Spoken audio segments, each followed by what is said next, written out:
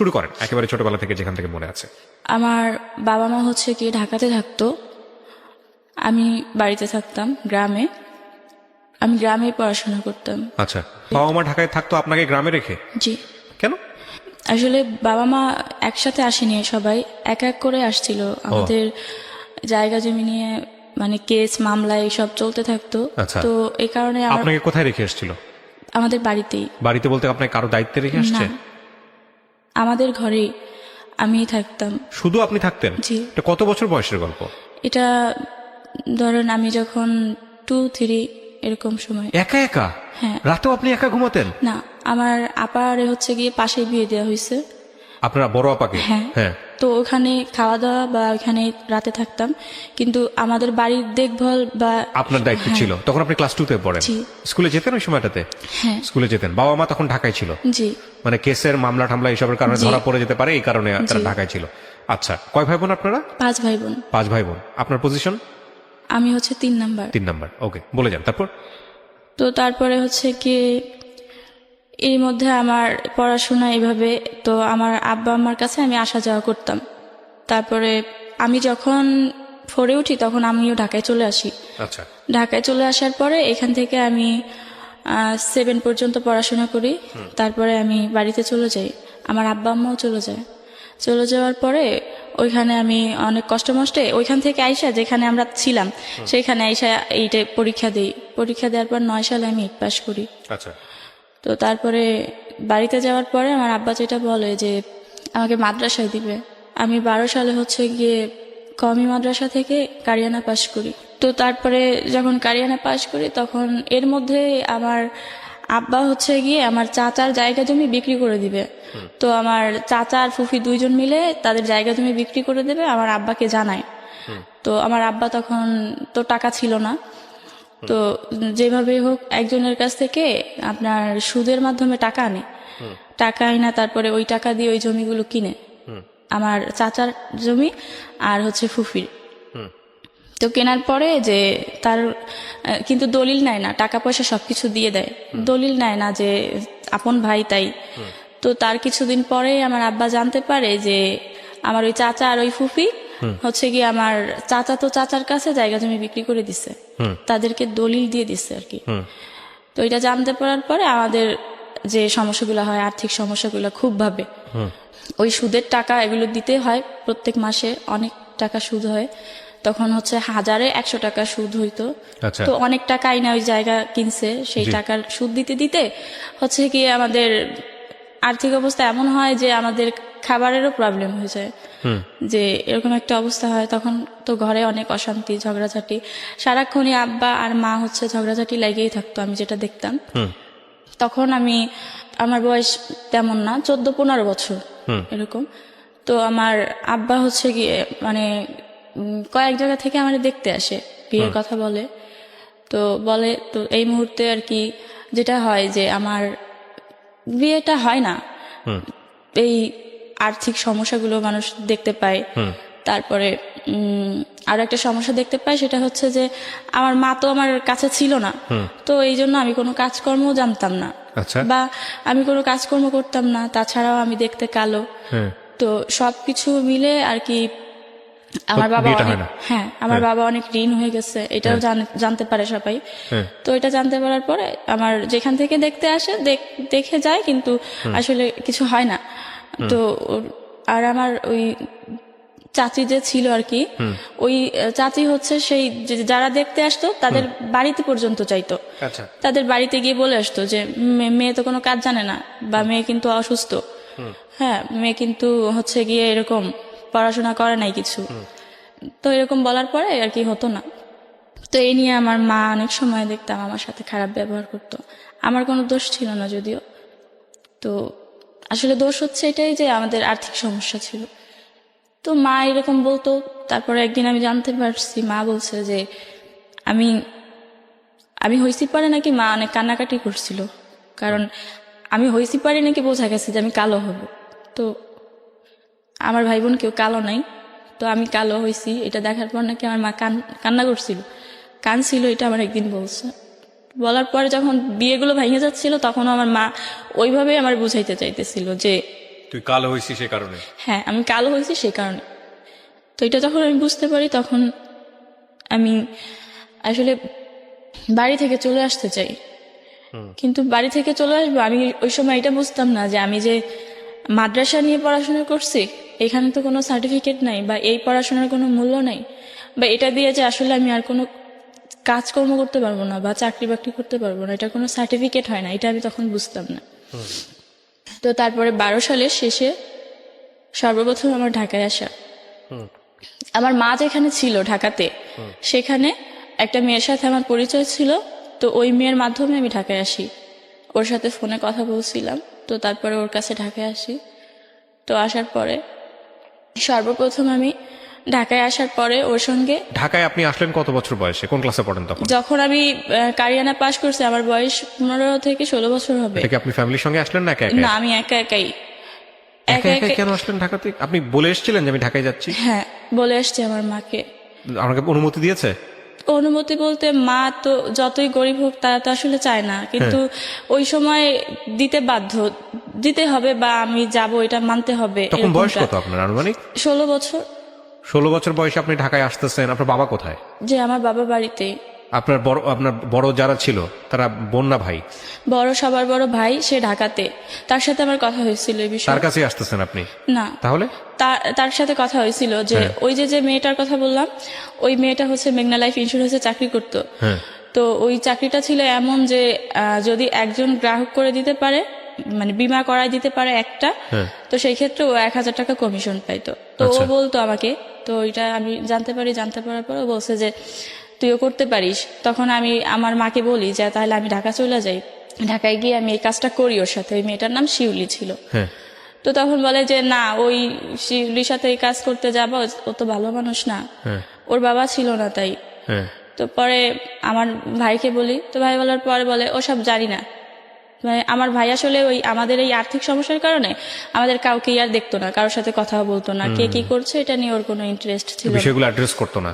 হ্যাঁ, তারপরে বলে যে ওগুলো আমি জানি না, তোর ইচ্ছা, ঢাকায় যাবি না কোথায় যাবি তুই যা। তো পরে আমি চলে আসি ঢাকায় ওর কাছে। তারপরে আমি যখন ওর কাছে আসি, ও আমাকে বলে যে এরকম প্রথম অবস্থায় হচ্ছে গিয়ে আমাদের এখানে একজন স্যার আছে, উনি হচ্ছে গিয়ে আমাদেরকে ট্রেনিং করাবে। তো কিভাবে ফিল্ডে কাজ করতে হবে বা কি, তুমি যে একটা বিমা করে দিবা একজন সদস্যকে, তো কত লাখ টাকার হতে হবে কমপক্ষে, সর্বোচ্চ কত হবে বা সর্বনিম্ন কত হবে, সেই ক্ষেত্রে তুমি কত টাকা কমিশন পাবা, এভাবে আমাকে বলে।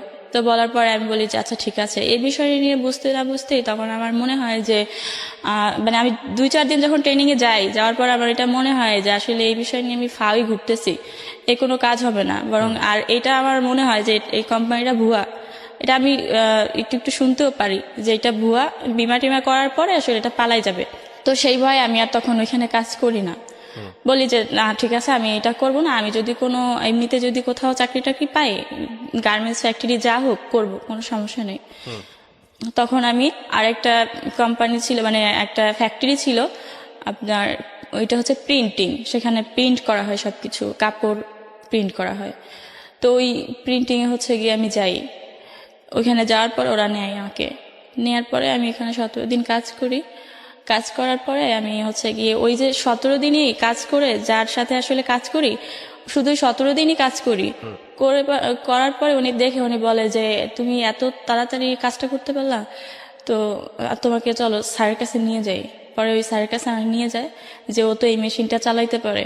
তারপরে আমি ওইখানে যাওয়ার পরে যখন স্যারের সাথে কথা বলা দেয়, তখন উনি হচ্ছে গিয়ে দেখার পরে আমাকে ওই কাজটা দেয়, বলে যে ঠিক আছে, ও তো তাড়াতাড়ি কাজ শিখছে, তার মানে অনেক ভালো কাজ করতে পারবে, এই কাজটা তাইলে দাও। ওইখানে কাজ করি। তো কাজ করতে করতে হঠাৎ করে এক সময় এই অফিসটা চলে যাবে হচ্ছে গিয়ে উত্তরা চলে যাবে। তখন বলে যে এটা তো উত্তরা চলে যাবে, তো তুমি কি যাবা উত্তরা? তো ওখানে তো আমি আরো কাউরে চিনি না, কেউই পরিচিত নাই। তখন বলি যে না, আমি উত্তরা যাব না। তখন উত্তরাতে আর আমি যাই না। তো ইতিমধ্যে যেটা হয় যে এই অফিসটা যখন চলে যাওয়ার পরে আমি অনেকদিন চাকরি ছিল না, এটা কিন্তু 13 সালে। তো চাকরি ছিল না, তো 2-3 মাস হয়ে যায় চাকরি নাই, আমি বসে থাকি। টাকা পয়সা পেতেন কোথায়, খাইতেন কি?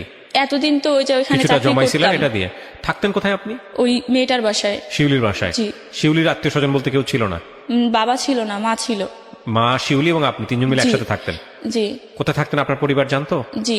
জানতো, হ্যাঁ, ঠিকানা সব মায়ের জানতো? সাথে কথা হইতো। ওকে, তারপর?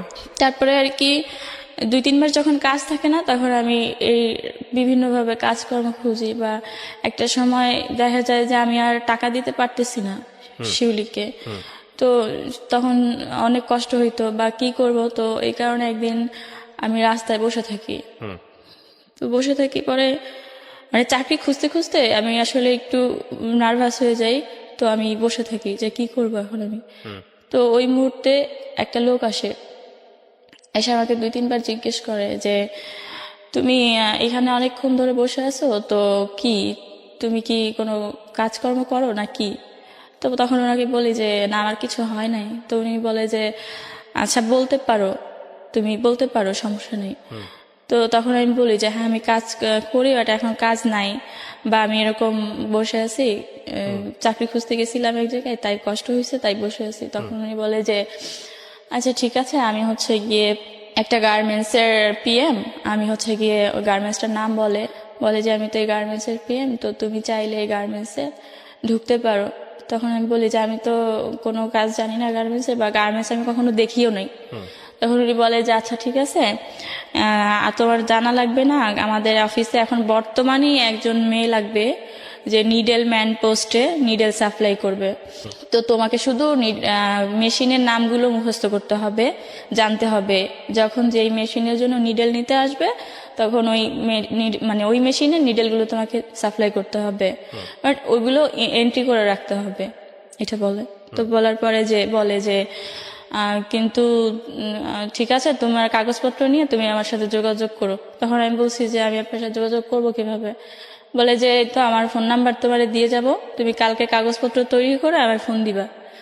পরে আমি বলছি আচ্ছা ঠিক আছে। পরে আমি কাগজপত্র তৈরি করি, উনি যা যা বলে, বলার পরে ওনাকে ফোন দিই, উনি নাম্বার দিয়ে যায়। তো উনি আমাকে বলে যে আচ্ছা ঠিক আছে, আমি হচ্ছে গিয়ে এখানে আছি, জায়গার নাম বলে যে আমি মহাখালীতে আছি, তুমি আসো। তো আমি মহাখালীতে যাই কাগজপত্র নিয়ে। তো যাওয়ার পরে যেটা হয় যে উনি আমাকে বলে যে আচ্ছা ঠিক আছে, উনি গাড়ি নিয়ে আসে, হ্যাঁ বাইক নিয়ে আসে। তো উনি বলে যে তুমি বাইকে উঠতে পারো। তখন আমি বলি যে আচ্ছা আমি তো বাইকে উঠবো, কিন্তু কেন, আমি হাইটে যাই, আর তো বেশি দূরে না। তখন উনি বলে যে না, গাড়িতে গেলে তো 1 মিনিট লাগবে, আর তুমি হাইটে গেলে মিনিমাম 20-25 মিনিট সময় লাগবে, আমার তো এত সময় তোমার দেওয়ার মতো নাই। তো তারপরে আমি ওনার গাড়িতে উঠি। তো ওঠার পরে উনি হচ্ছে গিয়ে আমাকে নিয়ে যায়। তো তখন আমি চিনতাম না ওই জায়গা, এখন চিনি। তো আপনি এরকম একটা অপরিচিত লোকের কথা শুনে আপনি যাচ্ছেন, আপনার ভয় করলো না? জি, আমি গার্মেন্টসটা চিনি, তাই আমার ভয় করতো ভয় করে না। নাই? কিন্তু আচ্ছা। গার্মেন্টসে যেতে আমি হেঁটে গেলে যে রাস্তা দিয়ে যেতে হবে সেটা আমি চিনি, তাই আমার কোনো ভয় করে নাই। কিন্তু গাড়িতে উঠতে ভয় করতেছিল। তারপর? কিন্তু উনি বলে যে আমি তোমাকে এত সময় দিতে পারবো না, গাড়িতে উঠলে আমি নিয়ে যেতে পারবো। তখন আমি গাড়িতে উঠার পরে উনি কোন দিক দিয়ে কোন রাস্তা দিয়ে নিয়ে যায় আমি জানি না, বাট ওইখানে যা নামার পর উনি বলে যে এটা হচ্ছে আমাদের গার্মেন্টসের হেড অফিস, এখানে স্যার বসা আছে, ওনার সাথে কথা বলবো। আর আমার নিচতলা থেকে শেখায় নাই যে তুমি কিন্তু তোমাকে দেখলে কিন্তু বলবে যে তোমার বয়স অনেক কম, ভুলেও বলবা না যে তোমার বয়স কম, তুমি বলবা যে তোমার বয়স হচ্ছে গিয়ে 21 বছর।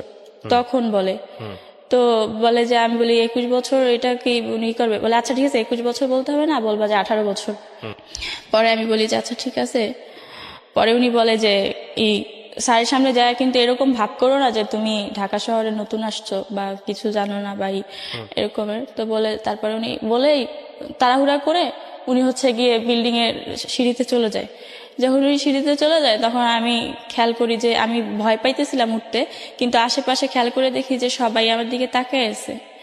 তো আমি ভাবি যে সবাই তাকায় আছে কেন, তখন আমিও ভয় পাই বা লজ্জা পাই, আমিও উঠে যাই।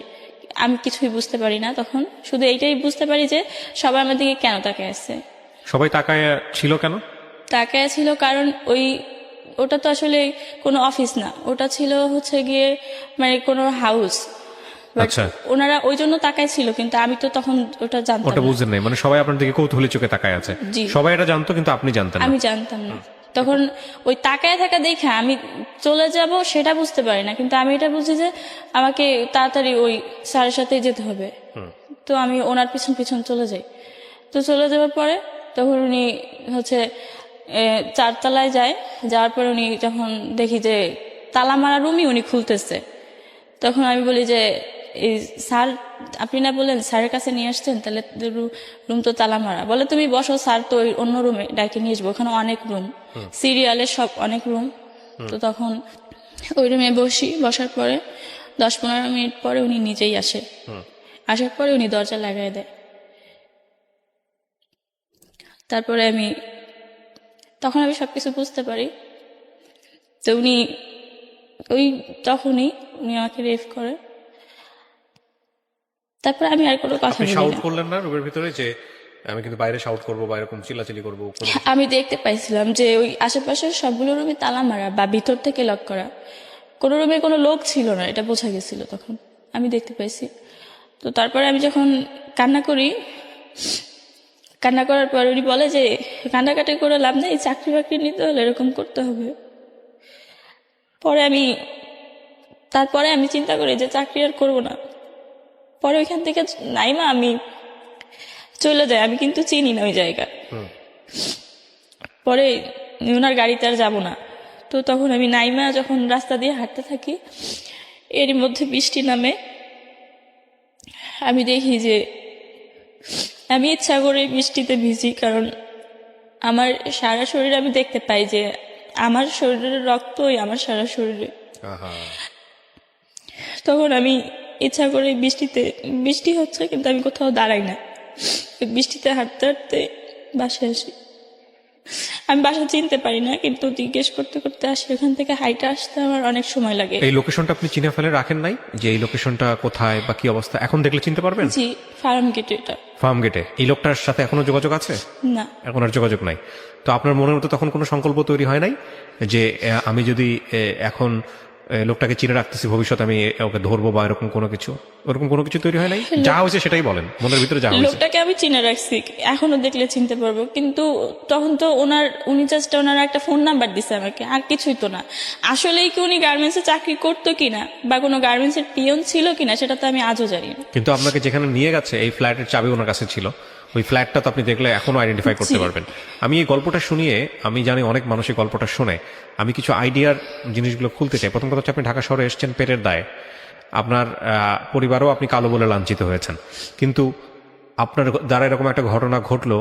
ঢাকা শহর একটা আজব শহর, বিশেষ করে যারা নতুন আসেন এখানে তাদের জন্য 2-4-5 বছর লেগে যায় শুধুমাত্র এই শহরটা বুঝতে, শহরের মানুষদেরকে বুঝতে। তারপরেও অনেকে বুঝে উঠতে পারে না। তো সেই জায়গাটা থেকে আপনি প্রথম কয়েক মাসের মধ্যে যে রকমের একটা অভিজ্ঞতায় মুখোমুখি হলেন, আপনার জায়গাটায় অন্য কেউ থাকলে কি করতে আমি জানি না, তবে অবশ্যই ওই জায়গাটাকে লোকেট করা উচিত ছিল যে এই জায়গাটা এরকম, এখানে এটা হয়েছে। আপনার ওইটা কি কিছুই মাথায় আসে নাই ওই সময়টাতে? যখন এই ঘটনাটা ঘটছে তখন আসলে ওই জায়গা থেকে যখন আমি চলে আসি, তারপরে আমার মনে হয়েছে যে এই জায়গায় আমি আর কোনোদিনও চিনবো না। কিন্তু এখন আমি চিনি, কারণ তারপর তো আমি অনেকবার গেছি ওই জায়গায়, বা ওই জায়গাটা এখনো পর্যন্ত দেখলে তাকায় থাকি। কিন্তু তখন আমার এটা মনে হয়েছে যে এই জায়গা আমি আর চিনবো না। চিনবেন না। তারপরে বাড়িতে আসলেন, আসার পরে বাসায় ওই সময়টাতে মনে হয়েছে কি পুলিশের কাছে যাব বা পুলিশের কাছে গিয়ে কমপ্লেন করবো, এরকম কোনো কিছু কি মনে হয়েছে? না, মনেই হয় নাই। একবার মনে হয়নি, কারণ তখন আমি এত কিছু বুঝি না। আর তাছাড়া এটা বুঝি যে এই বিষয় নিয়ে কারো কাছে যদি কিছু বলি আমার হয়তো আরো সমস্যা বাড়বে, কমবে না, বা বলার মতো হয়তো কেউ এখানে আমার নাই যে বলবো। পয়েন্ট করবেন এই জিনিসগুলা। আমাদের রাষ্ট্র, আমাদের সমাজ, আমাদের সামাজিক নিরাপত্তা বলয় এখনো একটা ভিকটিমের জন্য এতটা আস্থার জায়গা তৈরি করতে পারেনি যে একটা মেয়ে 16 বছর বয়সে, 17 বছর বয়সের রেপ হলো, সে প্রথমেই চিন্তা করবে যে পুলিশের কাছে যাব, পুলিশের কাছে গিয়ে বিচার চাবো। এই আস্থার জায়গাটা যে আমাদের কত বছর লাগবে, কত দশক পার হয়ে যাবে, যে একটা বিপদে পড়লেই সঙ্গে সঙ্গে পুলিশের কাছে যাওয়া, পুলিশের কাছে গিয়ে খুলে বলা, পুলিশের কাছে গিয়ে অন্তত জানানো, কবে তৈরি হবে? এত দিক থেকে উন্নতি হচ্ছে দেশের, কিন্তু এই জায়গাগুলো কেন উন্নত হচ্ছে না বলেন? তারপরে বাসায় আসার পরে আমি অসুস্থ, খুব অসুস্থ, আমার খুব জ্বর আসছে। কারোর সাথে শেয়ারও করেন নাই? না, পরে রুমের ওই মেয়েটা বলি যে আমি অসুস্থ, পরে ও বুঝতে পারে যে অসুস্থ, এইটাই, ওসব কিছু বলি না। তো এরই মধ্যে আমি আর একটা বিষয় জানতে পারি যে এই মেয়েটার তো বাবা নাই, তো এই মেয়েটা আসলে তেমন একটা ভালো মানুষ না। এই মেয়েটা আমি তখন বিশ্বাস করতাম না, কিন্তু আমি দেখতাম বিভিন্ন সময়, আমি তো রুমে থাকতাম, আমি দেখতাম যে কোনো কাগজে কেউ হয়তো ওই অ্যাড্রেস দিয়ে যেত কিছু জায়গার, এই কোন রোডে বা কত নাম্বার হাউস, তারপরে রুম নাম্বার কত এরকমের। তো একদিন হচ্ছে গিয়ে আমি এটা কাগজটা খোলার পরে আমি দেখতে পাই যে এরকম। তো আমি তখনও এই জিনিসগুলো বুঝতে পারি না। তো আমি তারপরে যেটা হয় যে ও একদিন ফোনে বলে যে ও আসবে যাবে। তখন ওই ফোনে যার সাথে কথা বলছিল সে কি বলে আমি জানি না, তবে ও এটা বলে যে না, আমি খারাপ মানুষ, বাট আমি খারাপ বলে যে আমার সাথে কেউ থাকলেই সে খারাপ তা কিন্তু না। আর তুমি যার কথা বলছো সে খারাপ মানুষ না, সে ভালো মানুষ। তো আমি এর জন্য তোমার কোনো সহযোগিতা করতে পারবো না, সরি। তো এটা বলার পরে তখন আমি অনেকটা বুঝতে পারি যে আমার বিষয়ে হয়তো কোনো কথা হচ্ছিল ওই ফোনে যার সাথেও কথা বলতেছিল। আর ওই কাগজটা দেখে আমি এতটুকু বুঝতে পারছিলাম যে আমি যে জায়গাটায় গেছিলাম, যেখানে যাওয়াতে আমার এই সমস্যাটা হয়েছে, তো ও হয়তো এরকম কিছু একটাই করে, আমার এটা মনে হয়েছিল। আচ্ছা।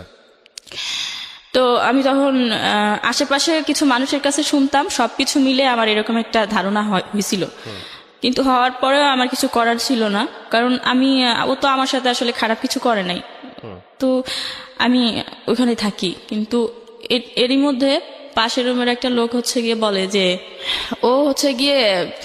ও ভালো মানুষ কিভাবে বুঝবো, তুমি তো আসলে জামা কাপড় পরে খোলামেলা অবস্থায় যাও এই কাজে, বাট ও তো বোরখা টোরকা পরে হচ্ছে গিয়ে জুতা মোজা টুজা পরে যায়, তাহলে ও কোথায় যায় তাই বা কিভাবে বুঝবো, বা ও যে কোথাও ভালো।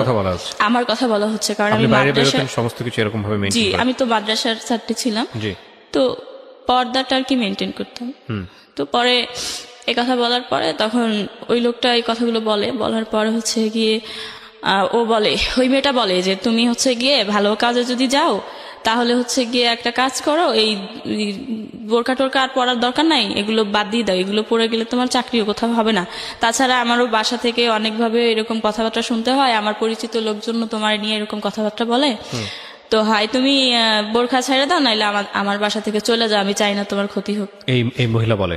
তখন আমি বোরখা টোরকা সবকিছু খুলে ওই দিন আর কি ব্যাগে রেখে দিই। আচ্ছা। এবং সেই মনে হয়নি যে বাড়ি ফিরে যাব, গ্রামে চলে যাই? বাড়ি ফিরে যাব এটা কখনো মনে হয় এই জন্য, কারণ আমি তো বুঝতে পারতাম যে মা আমার জন্য কষ্ট পাইতেছে, যতই আমার সাথে বলুক যে আমার দোষারোপ করুক, কিন্তু আসলে দোষ তো আমার না, আমি কালো তাও না, দোষ হচ্ছে আমাদের আর্থিক সমস্যাটাই। ওকে, তারপর তো সেই আর্থিক সমস্যা তো আর সমাধান হয় নাই যে আমি সেখানে যাব, এটা আমার তখন বারবার মনে হইতো। আচ্ছা। তো তারপরে আমি তখন বোরখা রেখে দেওয়ার পরে তো তারপরে জামা কাপড় পরতে থাকি। এরই মধ্যে ওর মার অফিসে আর কি আমার একটা চাকরি হয়। তো ওর মার অফিসে যখন চাকরি হয় তখন ওই চাকরিটা করি।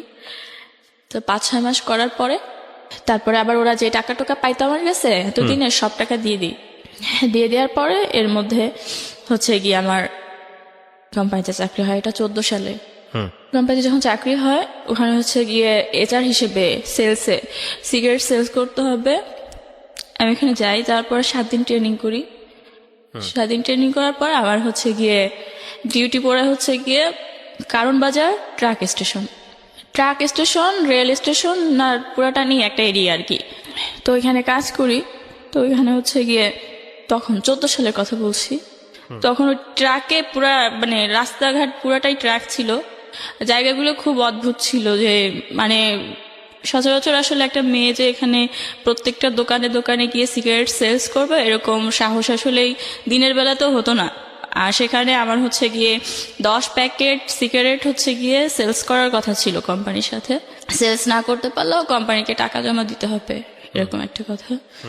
তো আমি ওই সিগারেট আসলে সেলস করতে থাকতাম ওই এলাকাতে। তো যখন আমি করতে পারতাম না তখন ওই কোম্পানিতেই একটা মেয়ে চাকরি করতো, ওর সাথে একটু পরিচয় হয়েছিল ওই কোম্পানিতে যাওয়ার পর। তো ও খুব ভালো সেল করতে পারতো, কিন্তু ও সেল করতো হচ্ছে করাইল বস্তিতে। তো ওইখানে ও যখন সেল করতো তখন ওরে আমি ফোন করে রিকোয়েস্ট করতাম যে আমি তো সিগারেট সব সেল করতে পারি নাই, আমার এখনো 4 প্যাকেট বা 5 প্যাকেট আছে, আমি এখন এগুলো কি করব? তখন ও বলতো যে তুই নিয়ে আয় লাগলে এখানে, আমি সেল করে দিব না।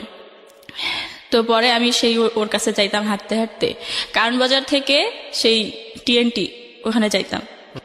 ওটা আমার এরিয়া ছিল না, মাঝখানে অন্য কারো এরিয়া ছিল, কিন্তু সেখানে যাওয়ার পরে ও আমাকে সেল করে দিত। বা যেদিন সেল করতে পারতাম না সেদিন অফিসে অনেক কথাও শুনতে হইতো, বা ধার করে কারো কাছ থেকে টাকা দিতে হইতো, বা এরকম হইতো যে কারণ বাজার রেল স্টেশন যদি কোনো তরকারির দোকান ছিল যে 2-1 প্যাকেট সিগারেট নিত, তো তাকে হচ্ছে গিয়ে আমি তার কাছে 1 বক্স মানে সিগারেটস আমি তার কাছে রাখতাম, রেখে তার কাছ থেকে টাকা নিয়ে কোম্পানিকে জমা দিতাম। তো তারপর কোম্পানি জানতো যে আমি খুব ভালো কাজ করি, প্রথম অবস্থায় যেহেতু আমি টার্গেট ফিল আপ করতে পারি, তো তাহলে খুব ভালো কাজ করি, কিন্তু আসলে আমি ভালো করতে পারতাম না। তো এই কাজ করতে করতে রাস্তাঘাটে আমার অনেক সমস্যা হইতো। কারণ বাজার অনেক সময় দেখা যাইতো যে আমি সিগারেট সেল করতে পারি নাই, 8টা-9টা বেজে যাইতো রাত, আমি টাকা ম্যানেজ করতে পারি নাই। তো সেই ক্ষেত্রে দেখা যাইতো যে রাস্তাঘাটে অনেক ছেলেরা আটকাইতো, যে আমার সিগারেটের নাম ছিল হচ্ছে রেলি আর ম্যারিস। তো বলতো যে যে এই রেলি আসো খেলি, এগুলো সেল করার তোমার দরকার নেই, এরকম বলতো। তখন পরে আমি ভাবি যে এই কাজগুলো আর করবো না, আমি এই সিগারেট সেলস করার প্রয়োজন নেই। তো একটা কথা বলি নাই, সেটা হচ্ছে যে আমি ঢাকাতে আসার আগে থেকেই, আমি যে 12 সালে ঢাকায় আসি, এর আগে আমার মা যখন ঢাকায় থাকতো তখন আমি আসতাম ঢাকাতে, তখন আমি হচ্ছে 7 বা 8-এ পড়ি এরকম। তো তখন একটা ছেলে আমার পছন্দ করতো, ওই মা যেখানে থাকতো ওইখানে, কিন্তু ওই ছেলেটা হচ্ছে গিয়ে হিন্দু। ছেলেটা আমার পছন্দ করতো ওই জন্য যে ওই যে আমি মুসলমান ধর্মের মেয়ে, বা আমি ঠিকভাবে পর্দা করতাম এইটার কারণে। তো ওই ছেলেটা আমার পছন্দ করতো এই কারণে। তো ওইটা আমার একদিন বলে। তারপরে আমি যখন 8 পাস করে যে বললাম যে কারিয়ানা পাস করার পর যখন ঢাকায় আসি, তারপরে একদিন ওনার সাথে আমার দেখা হয়। উনি তখন আমার বলে যে উনি আমার পছন্দ করতো বা করে, বা আমি হচ্ছে গিয়ে উনি মুসলিম হবে, যদি কখনো আমি ওনাকে বিয়ে করি উনি মুসলিম হবে, এরকম বলে। তো যখন এই যে আমি সিগারেট কোম্পানিতে চাকরি করি, সিগারেট সেলস করতাম, এই মুহূর্তে যখন আমি এই সমস্যাগুলো ফেস করতাম, তখন আমার এটা মনে হয়েছিল যে যদি ওই ছেলেটা আমাকে বিয়ে করে বা যদি ও মুসলমান হয়, তাহলে আমি ওকে বিয়ে করব, সেটাই হয়তো সব থেকে ভালো হবে। ওকে বিয়ে করে লাগলে চাকরি করব বা কাজকর্ম করব, কিন্তু আমি আর একা একা কিছু করতে পারতেছিলাম না। তো তখন আমার বয়স 17 বছর, আর তখন ছিল 15 সাল। তো তারপরে 15 সালে ওই ছেলেটা মুসলমান হয়। মুসলমান হওয়ার পরে হচ্ছে গিয়ে উনি আমাকে বিয়ে করে ইসলাম ধর্ম অনুযায়ী। ওকে, তারপরে বিয়ে করার পরে আমি আসলে মানে ওই মানুষটাকে অনেক ভালো জানতাম। আমি তো আসলে মানুষটাকে তেমন চিনতাম না, বা তেমন কথাও কখনো হয় নাই। উনি হিন্দু ছিল তাই ওনার সাথে তেমন কথা বলিনি, বা এখানে তেমন কোনো প্রেমের সম্পর্কও ছিল না, জাস্ট পরিচিত ছিল অনেক বছর ধরে। ওই যে আমার আম্মুর ওখানে আসতাম যাইতাম ওটা। তো তারপরে বিয়ে করার পর যেটা দেখি যে উনি হচ্ছে গিয়ে গাঁজা খাইতো, তারপরে উনি হচ্ছে গিয়ে ইয়াবা খাইতো, এগুলোর নাম টাম তো আমি তখন জানতাম না, বাট এরকম কিছু খাইতো। তো গাঁজাটা হচ্ছে গিয়ে উনি রেগুলারই মনে হয় 2-3 বার খাইতো। এটা আমি খুব ভালোই দেখতাম যে আমার ঘরে বসে বা এইভাবেই উনি খাইতেছিল। আর ইয়াবাটা হচ্ছে গিয়ে হয়তো প্রতিদিন একবার বা একদিন পরে একবার এরকম। আচ্ছা, তো ওই গাঁজা আর ওই ইয়াবা খাইতো। তো উনি আপনার হচ্ছে বাড়ির গিয়ে, লোকজন অনুমতি দিয়েছিল আপনাকে ছেলেটাকে বিয়ে করার? আমি সেরকম কিছু বলি নাই, শুধু বলছিলাম কাউকে না জানিয়ে বিয়ে করেছেন আপনি? আমার আম্মুকে বলছিলাম, আচ্ছা। শুধু বলছিলাম যে এরকম। তো আম্মু ওই হিন্দু দেখে আর কি বলছিল যে এটা করিস না। তারপর যখন দেখি যে এরকম সমস্যা, উনি প্রত্যেকদিন এই গাঁজা টাজা এরকম খাইতো, বা উনি কাজকর্ম করতো না কোনো।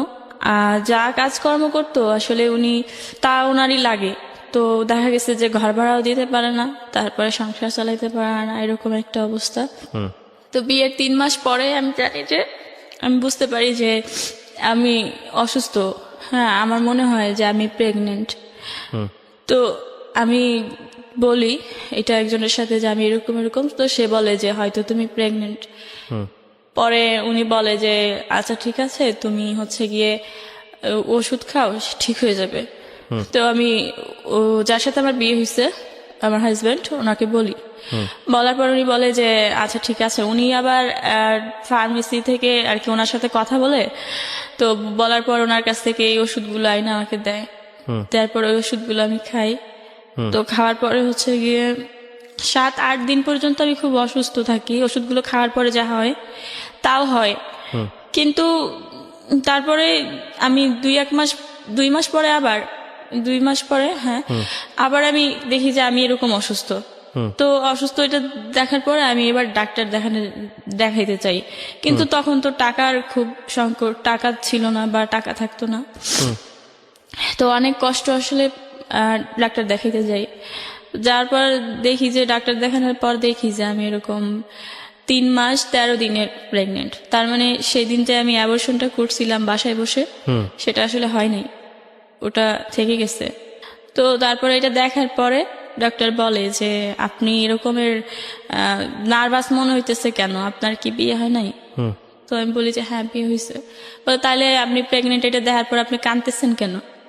তখন আমি বলি যে আমি তো এটা অ্যাবর্শন করে ফেলছিলাম, আর এটা কিভাবে রয়ে গেছে আমি বুঝতে পারি নাই, এটার জন্য আমার অনেক খারাপ লাগতেছে। পরে উনি বলে যে দেখেন, এই অ্যাবর্শন করেন না, এগুলো আপনারা যে ওষুধ খেয়ে অ্যাবর্শন করেন, এগুলোতে অ্যাবর্শন হয় না।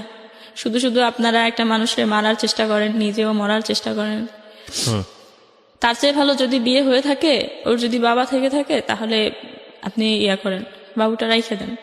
পরে বাসায় চলে যাই। বাসায় চলে যাওয়ার পরে এই বাবুটা 16 সালের অক্টোবরে আমার বাবুটা হয়। এর মধ্যে আমি কোনো ট্রিটমেন্ট নিতে পারি না বা আমি ডক্টর দেখাই না। জাস্ট একবার আমি ডক্টর দেখাই, দেখানোর পর আমি জানতে পারি যে বাবুটা আসলে উল্টো হয়ে গেছে। হ্যাঁ, আবার নাকি সিজার করতে হবে, নর্মালি ডেলিভারি হবে না। তো তখন এটা আপনার ওই ফার্স্ট হাজবেন্ডের ঘরে? জি। হ্যাঁ, তারপর? তো বলে যে তোমার তো বয়স অনেক কম, 18 বছর এখন পর্যন্ত হয় নাই, অথচ বাবু হবে তোমার। তো আপনাকে বিয়ে করার পরে কি ওর শ্বশুর বাড়িতে নিয়েছিল? না, কারণ ছেলেটা তো ধর্মান্তরিত হয়েছে। হ্যাঁ, হ্যাঁ। তখন বলে যে তোমার তো এরকমের বয়স হয় নাই, এখন আবার তুমি এরকমের প্রেগনেন্ট, তো সেই ক্ষেত্রে তোমার তো বাবু হচ্ছে উল্টো হয়ে গেছে, তো তুমি তো এই সিজার ছাড়া কিছু করা যাবে না। তো তোমার অভিভাবকের সাথে কথা বলছো? তখন আবার মারে আমি ফোন করে বলি এসব। তখন আমার মা বলে যে আচ্ছা ঠিক আছে, কান্নাকাটি করিস না, দেখি কিছু করা যায় কিনা, আর অ্যাবর্শন করানোর দরকার নাই, থাকুক। ডেলিভারির 1 মাস আগে আমার কাছে আসার পরে আম্মা হচ্ছে গিয়ে কিছু টাকা নিয়ে আসে, যে যদি মানে আর কিছু না হোক, ওর তো বাঁচাইতে হবে। যদি ডেলিভারি যদি কিছু না হয় বা যদি হসপিটালে নিতে হয়, সেক্ষেত্রে তো টাকা লাগবে। আর উনারা তো আসলে যা বলাই হয়েছিল যে টাকার জন্য, যে টাকা আমাদের কোনো টাকা নাই বা এরকম সমস্যা। তো মা ওই রকম প্রিপারেশন নিয়ে আসে। আসার পরে কিন্তু মা যে টাকা আনে এগুলো আর আমাকে বলে না যে টাকা আনছে বা কিছু। তো তারপরে ঠিক অক্টোবরের ঠিক 23 তারিখেই আমি অসুস্থ হয়ে পড়ি। 24 তারিখে আমার বাবুটা হয়। হওয়ার পরে এটা হচ্ছে গিয়ে 8 দিন হসপিটালে হয় বাবুটা। হওয়ার পরে আসলে ওই হসপিটালে তো অনেক টাকা বিল আসে, অত টাকা আমার মা নিয়ে আসছিল না। ওখানে প্রায় 35। জামাই কি করতো তখনও? উনি ওই একটা কোম্পানিতে, যে ফুজি ফিল্ম কোম্পানি ছিল, ওই কোম্পানিতে ডেলিভারি ম্যান হিসেবে কাজ করতো। আচ্ছা। তো 6,000 টাকা স্যালারি দিত। হ্যাঁ, না, তো পরে 6,000 টাকা স্যালারি পাইতো, তা তো আসলে ওরই লাগতো। মাস শেষে দেখা গেছে যে ঘর ভাড়াটাও দিতে পারতো না ঠিক মতো। তো পরে আমি এভাবে সেভাবে ঋণ করেই সংসার চালাই বাড়ি থেকে। পরে এইভাবে সেভাবে যখন যেখান থেকে পারতাম এভাবে টাকা এনে সংসার চালাইতাম। তখন তো আমার চাকরিও করা চলবে না বা করতে পারতাম না, এরকম আমি। তো দেখা গেছে যে আমার ওই হাজবেন্ড আর কোনো টাকা ম্যানেজ করতে পারে না। হসপিটালে বিল আসে 35,000 এরকম। তো পরে আমার মাও এত টাকা নিয়ে আসছিল না। তখন আসলে ওই টাকার জন্য আমার ভাইয়ের কাছে বা আমার আব্বার কাছে বলে যে এরকম, তো টাকার জন্য এখন ওরে ছাড়াই নিতে পারবো না বাড়িতে, বাসায় বা এরকম। পরে বাড়ি থেকে টাকা এনে দেয় আমার আব্বা, মানে টাকাটা পাঠায়, সেটা ছিল আসলে লাভের উপরে টাকাটা। মানে সুদের উপর টাকাটা নেয়। হ্যাঁ, আনার পরে আইনা ওই টাকাটা দিছে। দেওয়ার পরে ওইখান থেকে আমার সারাই আনছিল 35,000 টাকা দিয়ে হসপিটাল থেকে।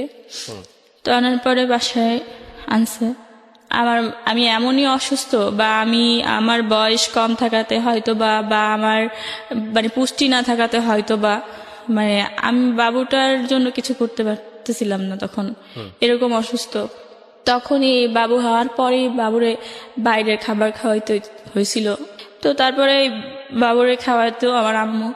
পরে আমার আম্মু হচ্ছে গিয়ে কয়েকদিন পরে বলে যে আমি তো আর থাকতে পারবো না, আমার এখন চলে যেতে হবে। আমি মা হিসেবে যতটুকু করার মনে হয় করছি, এখন আমি চলে যাই। পরে মা চলে যায়। চলে যাওয়ার পরে এই যে বাবুটা রেখে যায়, আমি দেখতাম যে বাবুর খাবারটা আমি ম্যানেজ করতে পারতাম না।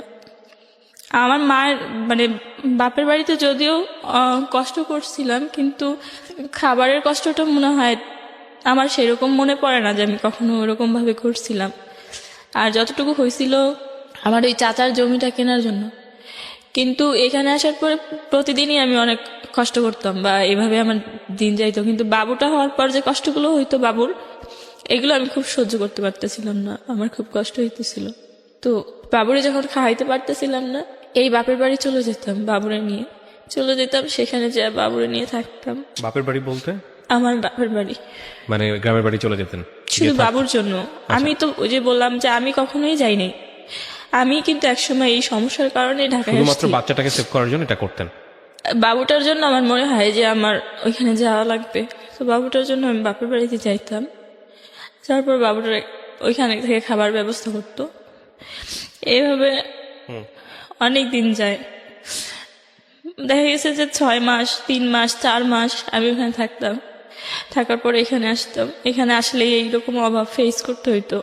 তো পরে বেশি দিন আমি বাবুরে রাখি নাই। 1.5 বছর, যখন আমার বাবুর বয়স 1.5 বছর পুরো হয়ও নাই, ওই মুহূর্তে আসলে আমি 1 বছর মনে হয় 4-5 মাস হবে, ওই সময় আমার মারে বলি যে আমার বাবুটা নিয়ে যাও, আমি কোনো একটা কাজকর্ম করে আমি এখন থেকে ওরে টাকা দিব বা খাওয়াবো। পরে আমার মা মানে আমার আব্বা নিষেধ করে, আমার ভাইও নিষেধ করে বাবুটা নেওয়ার জন্য। বলে যে না খেয়ে থাকলে থাক, না খেয়ে থাকলে তো মরবে না, কিন্তু বাচ্চা তো ওর তো মার কাছে থাকার দরকার আছে, ওর মার কাছে থাকুক। কিন্তু আমার মা বলে যে না, ও হচ্ছে গিয়ে আমার কাছে থাকলে যদি ও কিছু করতে পারে তাহলে ওরা দুইজনেই খাইতে পারবে, আর যদি ওর কাছে থাকে তাহলে তো ও খাইতে পারবে না, ও খাইতে পারবে না। তখন কিন্তু কোনো সময় আমার ভাই বা আমার আব্বা কখনো বলতো না যে এই ছেলেটার বিয়ে করছে পর থেকে এরকম সমস্যা, বা এই ছেলেটা এরকম, তো থাক ওরে আমরা নিয়ে যাই, এটা কখনো বলে নাই। তো পরে এটা আমার কখনো বলে নাই দেখে আমিও কখনো আর এইগুলো বলি নাই যে এই আমার হাজবেন্ড যে গাঁজা খাইতো বা ইয়াবা খাইতো, এটা কোনদিন জানতে চাই নাই দেখেও আমি আর জানিনি। শুধু বলতো যে ও কাজ করে না, তাহলে কাজ করে তাহলে কেন টাকা থাকে না, তো তখন কিছু বলতাম না, বলতাম আমি জানি না কেন টাকা থাকে না। তো পরে যখন এই বাপুরে যখন দিয়ে দেই আমার মার কাছে, দিয়ে দেওয়ার পরে আসলে আমার মা জানতে চায় যে ওর ব্যাপারে, তখন বলি, তখন তো অনেক লেট হয়ে গেছে। তো বাবুটাকে ছেলে বাবু? জি। তারপর বলার পরে তখন মা বলে যে এখন আর কিছু করার নাই, এখন এইভাবেই থাকতে হবে, মেয়েদের জীবনে বিয়ে একটাই, আর বিয়ে হয়েছে তোমার, তার কিছু আর কোনো পথ নাই, তো এটাই। তো আমার ওই হাজবেন্ড শুধু এই 2টা সমস্যা না, ওর অনেক ধরনের সমস্যা ছিল। ও কাজ করতো না, ও প্রচুর পরিমাণে মিথ্যা কথা বলতো। আচ্ছা, ওর এত পরিমাণ মিথ্যা কথা আর এত পরিমাণ অন্যায় অপরাধ আসলে আমি আর নিতে পারতেছিলাম না। কাজকর্ম করতো না, সেই ক্ষেত্রে ও এই ধরনের নেশা টেশা করতো। সবকিছু মিলাই এক সময় আমার মনে হয় যে আমার বাবুরে দিয়ে দিছে, আমিও যদি কোথাও চলে যেতে পারতাম বা আমি যদি কিছু একটা করতে পারতাম তাহলে হয়তো অনেক ভালো হতো, কিন্তু সেরকম কিছু পাইতেছিলাম না। তো ওই মুহূর্তে বাবু চলে যাওয়ার পর তখন চাকরির খুব সংকট, যদিও 18 সালের কথা বলছি, চাকরির খুব সংকট। আমি আসলে চাকরি পাইতেছিলাম না কোথাও, 17 সালের শেষ দিক দিয়ে। ওই সময় আমি একটা চাকরির কথা জানতে পারি, কিন্তু কি কাজ কি এগুলো আমি কিছু জানতাম না তেমন একটা। জানতাম যে একটা অফিসে একটা লোক লাগবে, এটা হচ্ছে গিয়ে কথাটা বলছি যে এটা সব কাজ করতে হবে, পরিষ্কার পরিচ্ছন্ন থেকে শুরু করে চাটা করে দেয়া বা সবকিছুই করতে হবে। তো আমি এই কাজ করতে চাই যে হ্যাঁ আমি করব। যখন যাই এই কাজ করার জন্য ওই অফিসে যাওয়ার পরে আমি কাগজপত্র দেই, পরে আমার ডেট দেয় যে আপনি আসেন 1 সপ্তাহ পরে আসেন, এরকম বলে। তো বলার পরে ডিসেম্বরের 1 তারিখে আসলে আমার হচ্ছে গিয়ে চাকরি হয়। পরে করার পর কিছুদিন পরে ওই অফিসেই আর কি একজন পিয়ন ছিল, ওরা হচ্ছে অফিসিয়ালি কোম্পানির লোক। তো ওই পিয়ন ছিল, উনি হচ্ছে গিয়ে আমার খুব ভালো জানতো, আমি বুঝতাম যে উনি খুব ভালো জানতো আমাকে। তো চাকরির পরে উনি যখন ওই লোকটা আমার খোঁজ খবর নিত সবসময়, যে কেমন আছিস, ভালো আছিস কিনা, খাইছিস কিনা, বা তোর ছেলে কেমন আছে বা এরকম। তারপর ওনার সাথে আমার কথা হয়। তো একটা সময় ওনারে আমি বলি যে, আমি সব কথা বলি যে আমার বাবু আছে বা আমার বাবু এরকম বাড়িতে বা এই সমস্যার জন্য আমি চাকরি করি বা আমার হাজব্যান্ড হচ্ছে গিয়ে এরকম, এটা বলি। কিন্তু আমার একটা কথা কিন্তু বলা হয় নাই, আমার হাজব্যান্ড যে ইয়াবা সেবন করতো সেটা করার পরে আসলে আমার সাথে আচার আচরণগুলো কেমন হইতো। হ্যাঁ, এটা আসলে আমি ওয়াইফ, আমি শুধু উনি আমাকে একটা মেয়ে হিসেবে ইউজ করতো, এটাই আমি জানতাম। আমার কোনো ভালো লাগা খারাপ লাগা আমার কোনো কিছুই ছিল না। তো এই সব সমস্যা ফেস করতাম, কিন্তু এই সমস্যাটা ওই লোকটার কাছে আমি কখনো বলি নাই। শুধু ওই আমার হাজব্যান্ড যে আসলে নেশা টেশা করতো এই বিষয়ে, বা আমার বাবু বাড়িতে আমার বাবু আছে, বা আমার সংসারের এই সমস্যাগুলো ওনাকে আমি মাঝে মাঝে বলতাম। তো আমি একদিন আসলে ওনার জানতে চাই যে আপনি কেমন আছেন, আপনি খাইছেন কিনা। তখন উনি আমাকে একদিন বলে যে হচ্ছে গিয়ে হ্যাঁ আমি খাইছি, একটা রুটি খাইছি। আমি বলি যে একটা রুটি খাইছেন শুধু, আর কিছু খান নাই? বলে যে না, একটা রুটি শুধু খাইছি। তো আমি বলি যে কেন? বলে যে এই তো একটা রুটি খাইছি এই জন্য, টাকা বাঁচানোর জন্য। আমি বলছি রুটি দিয়ে কি কিছু খান নাই? বলে না, রুটি দিয়ে কিছু খাইতে গেলে তো টাকা লাগবে, তাই শুধু রুটিই খাইছি। তো পরে এটা শোনার পরে আমি ওর দিকে তাকাই থাকি। উনি বলে যে, আমি বলি যে ও আচ্ছা ঠিক আছে, তো রাতের বেলা কোথায় খান? বলে রাতে বাসায় রান্না করে খাই, অফিসে তো দুপুরে তো অফিসে খাই, আর রাতে বাসায় রান্না করে খাই। আমি আচ্ছা রাতে বাসায় কি রান্না করেন? বলে রান্না করি ভর্তা ভাত। তো আজকে হচ্ছে গিয়ে তো তাও নাই, আজকে হচ্ছে বাসায় মনে হয় আধা পট চাল আছে আর একটা আলু আছে, তো এটা আজকে বাসায় গিয়ে খাবো, রান্না করে খাবো, পরে দেখি কালকে কি করা যায়। তো এটা বলার পরে আসলে আমি ওনার দিকে তাকাই থাকি যে উনি দেখতে শুনতে এরকম একটা মানুষ, বোঝাই যাচ্ছে না যে ওনার উপরেও এই আর্থিক সমস্যাগুলো ভর করছে, বা উনি এরকম সমস্যার মধ্যে আছে, কিভাবে এটা সম্ভব। তো উনি কি আমার দেখে বুঝতে পারতেছে যে আমি কেন খাইনি? পরে ওনার ওই কথাগুলো শুনে আমার মনে হয় যে আমিও তো এইরকম সমস্যায় ফেস করি, কিন্তু মানে নিজের মতো একজনকে পাওয়া গেল এরকম একটা জি, অবস্থা। কিন্তু কখনো কাউকে বলি না, বা হয়তো আমাকে দেখলে বোঝা যায় না, যেমনটা আমি দেখতেছি যে ওনাকে দেখলে বোঝা যায় না। তো আসলে কি এরকম মানুষ আরো অনেক আছে, এরকম আমি ভাবি।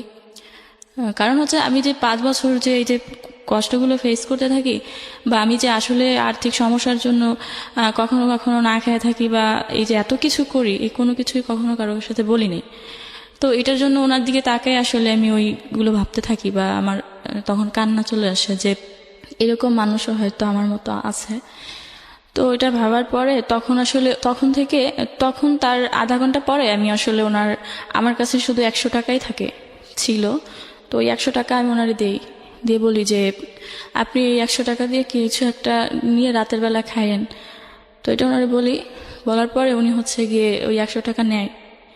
তো নেওয়ার পর থেকে যেটা হয় যে আমারও ওনার প্রতি একটা অন্যরকম একটা কেমন যেন একটা মায়া কাজ করতো, যে উনি হয়তো খাইছে কিনা, বা ওনার ওই সমস্যাগুলো আবারও আছে কিনা বা হয়েছে কিনা।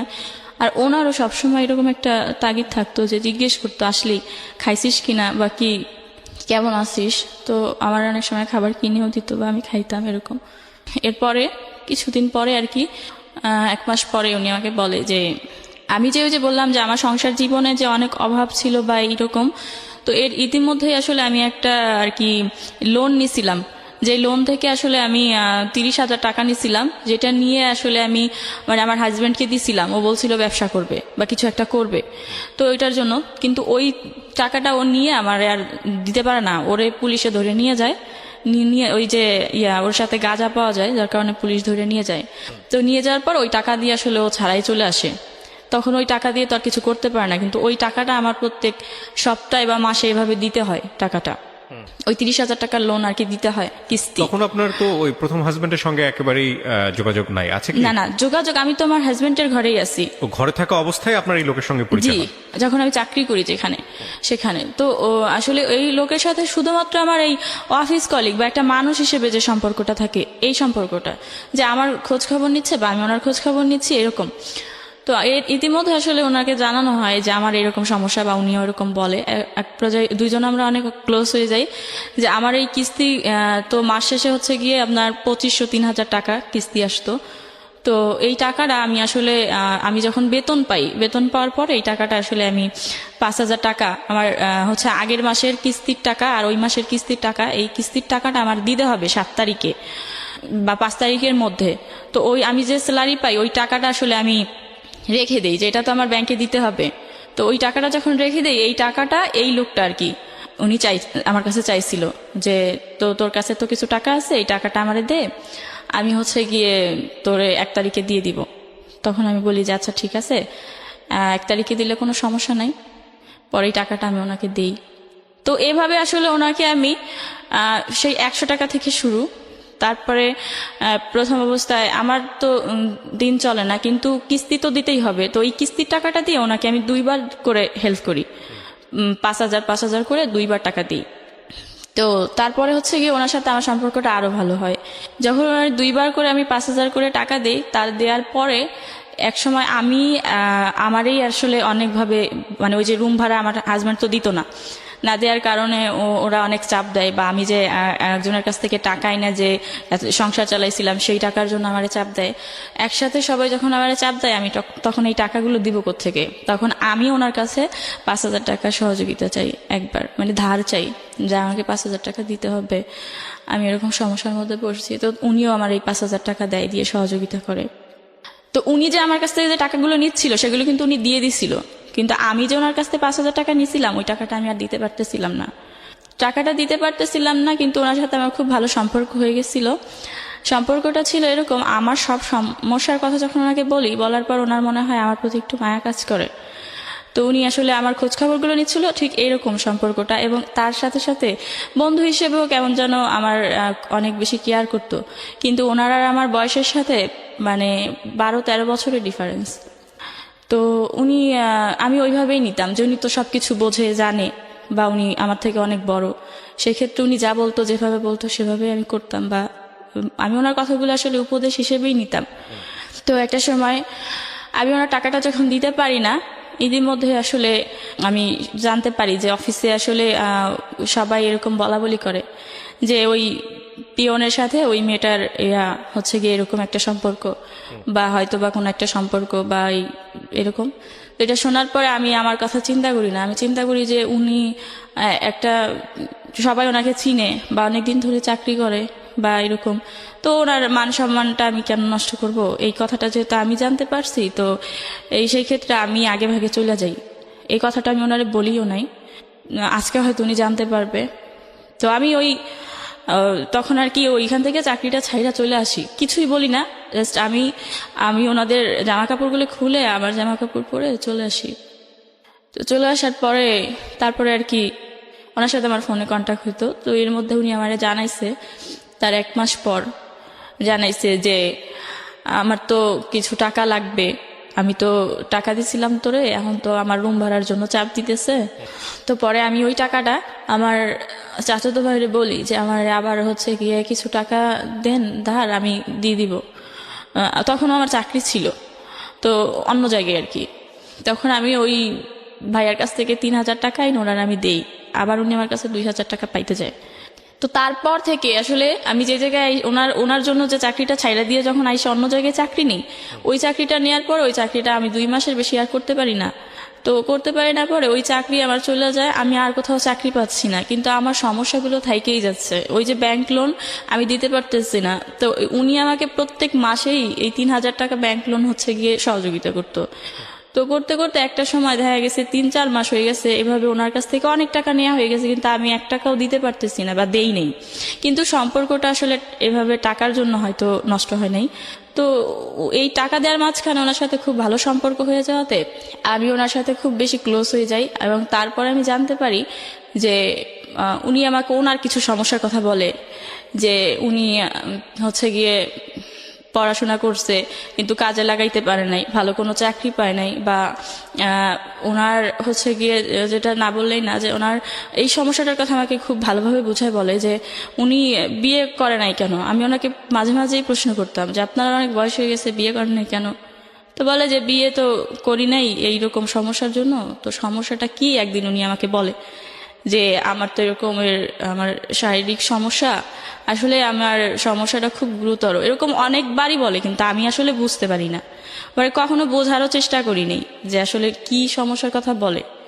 আর আমার যে সমস্যাটা হইতো, যে বলছিলাম আমার হাজবেন্ড হচ্ছে গিয়ে ইয়াবা খাইতো, আমি যখন জানতাম আমার হাজবেন্ড হচ্ছে গিয়ে তখন চাকরি করতো, কোম্পানির নাম জি, ওই কোম্পানিতে যখন চাকরি করতো উনি হচ্ছে গিয়ে চিটাগংয়ে যাইতো ডেলিভারি দিতে।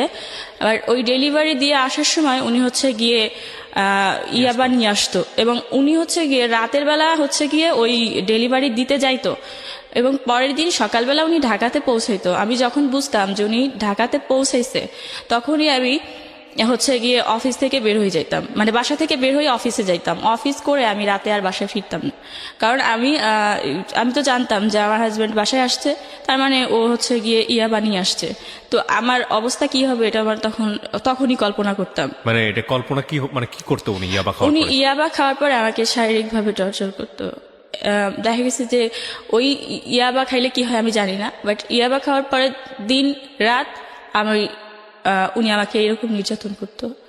তো তারপরে আমি হচ্ছে গিয়ে ইয়াবা যেদিন নিয়ে আসতো, বা উনি যেদিনকে ইয়াবা নিয়ে বাসায় আসতো, সেদিনকে আমি আর হচ্ছে গিয়ে অফিস করে আমি আর বাসায় যাইতাম না, মানে ভয়ে বাসায় যেতেন না? ভয়েই বাসায় যেতাম না। আচ্ছা। তো আমার ওই মুহূর্তে আসলে আমি বরাবরই আমার কখনোই কোনো এমন কেউ ছিল না যে যার কাছে আমি একটা দিন বা একটা রাত বা 2টা ঘন্টা থাকবো, এরকম কেউ ছিল না।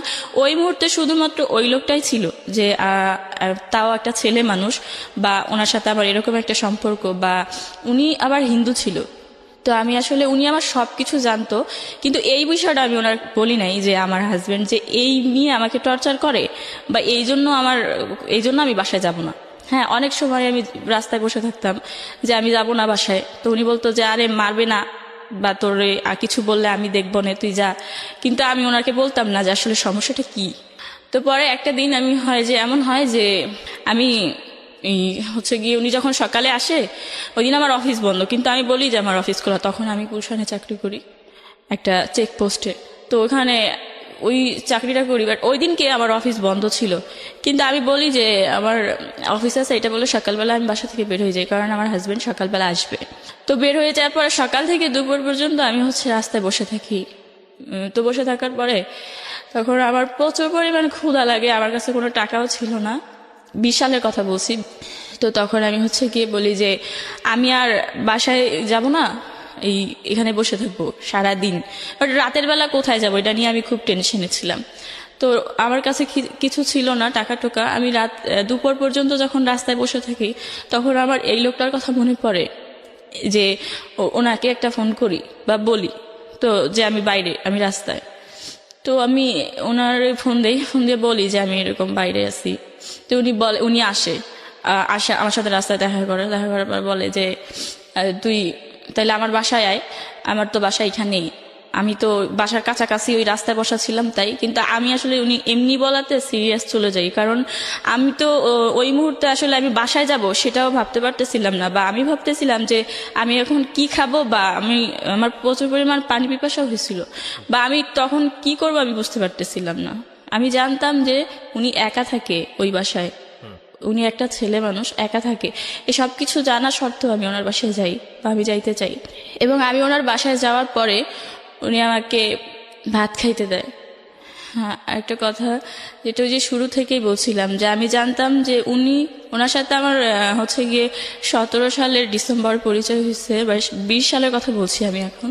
এই পর্যন্ত আমি কোনোদিন শুনি নাই যে উনি হচ্ছে গিয়ে ডাল আর আলু ভর্তা বা ডাল ভর্তা বা এইগুলো ছাড়া আমি কোনোদিনও শুনি নাই যে উনি অন্য কোনো কিছু দিয়ে ভাত খাইছে। তো আমি ওনার বাসায় যাই, উনি আমাকে ওইটা দিয়ে ভাত খাইতে দেয়, যে আলু ভর্তা আর ডাল। তো আমি ভাত খাই, ভাত খাওয়ার পর উনি বলে যে তোর বাসায় দিয়ে আসি চল। আমার বাসায় তো কেউ থাকে না, তাছাড়া আমি ছেলে মানুষ, তোরে তো রাখতে পারবো না, তোর বাসায় দিয়ে আসি চল।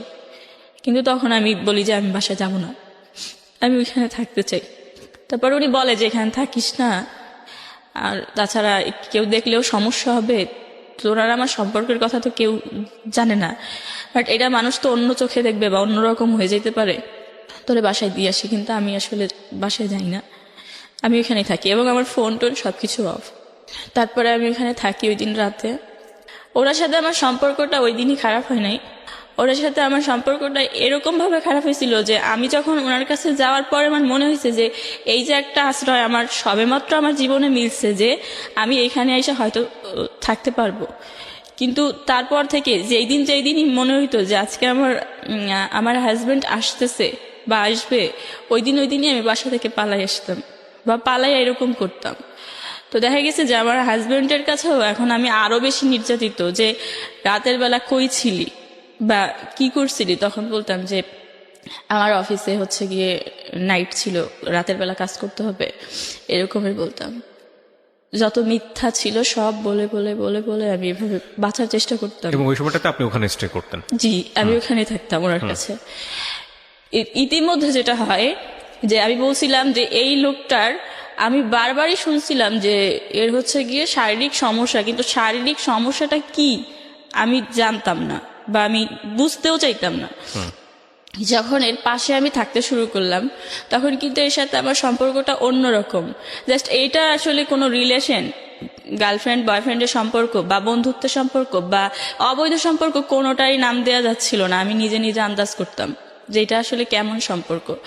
যে আমি ওনার কাছে থাকার পরে আমি এইটা তখন উনি আমাকে দেখায় বা শোনায় বা বুঝায় বা আমিও বুঝতে শিখি যে ওনার যে আসলে শারীরিক সমস্যা, ওনার এমনই সমস্যা যে উনি বিয়ে করতে চায় না বা বিয়ে করবে না বা বিয়ে করতে পারবে না, এরকম একটা সমস্যা। যেটা দেখার পরে আমি আসলে খুশি হই যে আমি এমন একটা মানুষের কাছে আশ্রয় নিচ্ছি যার এই সমস্যাটা থাকাতে হয়তো আমি অনেক ভালো থাকবো বা আমার কোনো সমস্যা হবে না। যে এই সমস্যা, বিষয়টা হচ্ছে এরকম যে আপনি এই সম্পর্কটাকেই ঘৃণা করা শুরু করেছিলেন একসময়, কারণ আপনার জীবনে প্রথম যে ঘটনাটা ঘটে সেটা খুবই অনাকাঙ্ক্ষিত এবং অচিন্তনীয় ছিল।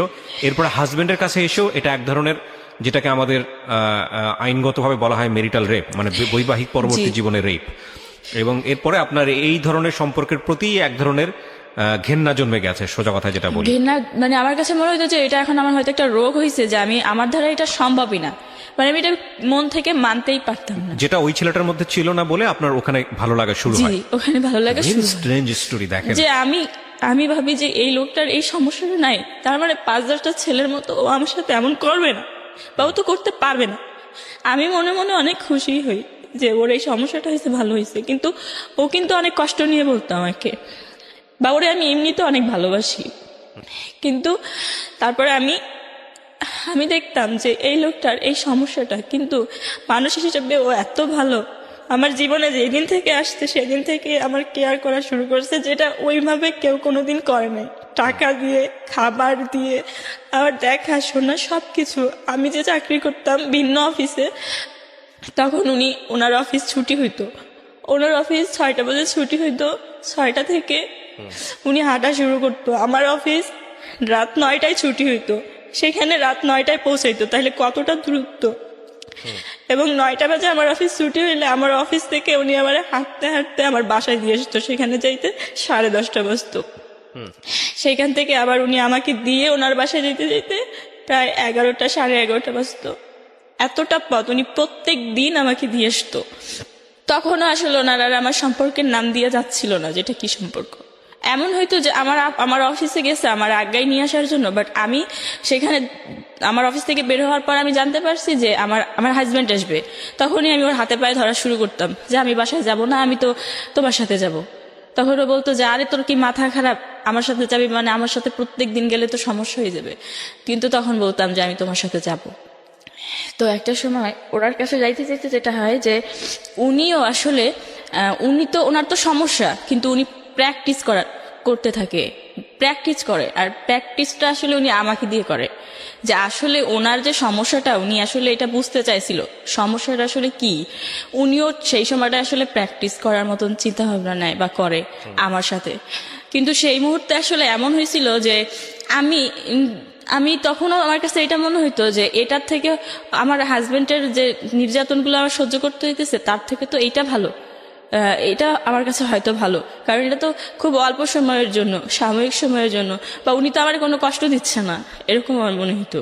তখন আসলে আমার এটা মনে হইতো না যে উনি আমার সাথে এটা করতেছে, তো আমি এখন আসলে চলে যাই বা অন্য কিছু। হ্যাঁ, আমার মাঝে মাঝে মনে হইতো যে আমি মরে যাই। আমি মাঝে মাঝে দেখা যেত যে আমি যদি কোনো সময়ও আয়নায় আমার নিজেরে দেখতাম, আমি প্রচুর পরিমাণে কান্না করতাম যে আমার জীবনে কেন এরকম, আমি আমি যেটা চাইতেছি না সেটা কেন বারবার হইতেছে। আমি তো চাইতেছি না আমার শরীর কেউ দেখুক, কিন্তু সেটা কেন দেখতেছে। তো তারপরে আমি ওনার হচ্ছে গিয়ে অনেক বেশি সম্মান করতাম, ওনার অনেক বেশি ভালোবাসতাম। এই ভালোবাসাটা কি ছিল আমি জানি না, কিন্তু ভালোবাসতাম যে উনি একটা ভালো মানুষ। আসলে প্র্যাকটিস করতে করতে তারপরে 20 সালের এপ্রিলে হচ্ছে কি আমি দেখি যে আমি প্রেগনেন্ট আবার।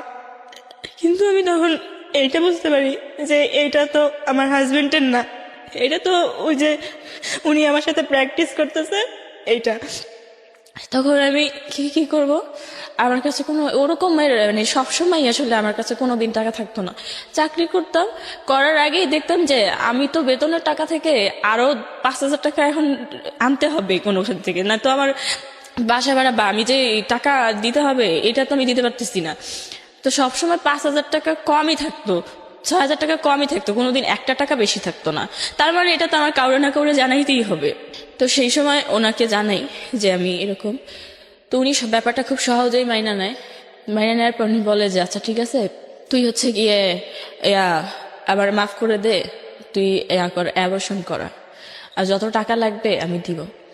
পরে উনি অ্যাবর্শনের জন্য এক জায়গায় কথা বলতে বলে, আর এমন একটা জায়গায় কথা বলতে যাই যেই ক্লিনিকে আসলে আমার পরিচিত একটা আপু চাকরি করে, মানে উনি হচ্ছে গিয়ে ওই নার্সদের সাথে কাজ করে, ওই আপু কাজ করে। আমি যখন বলার পর বলে যে তোমার এটা তো করবা ঠিক আছে, কিন্তু ভাইবা চিন্তা দেখছো, তোমার হাজবেন্ডে বলছো, এরকম বলে।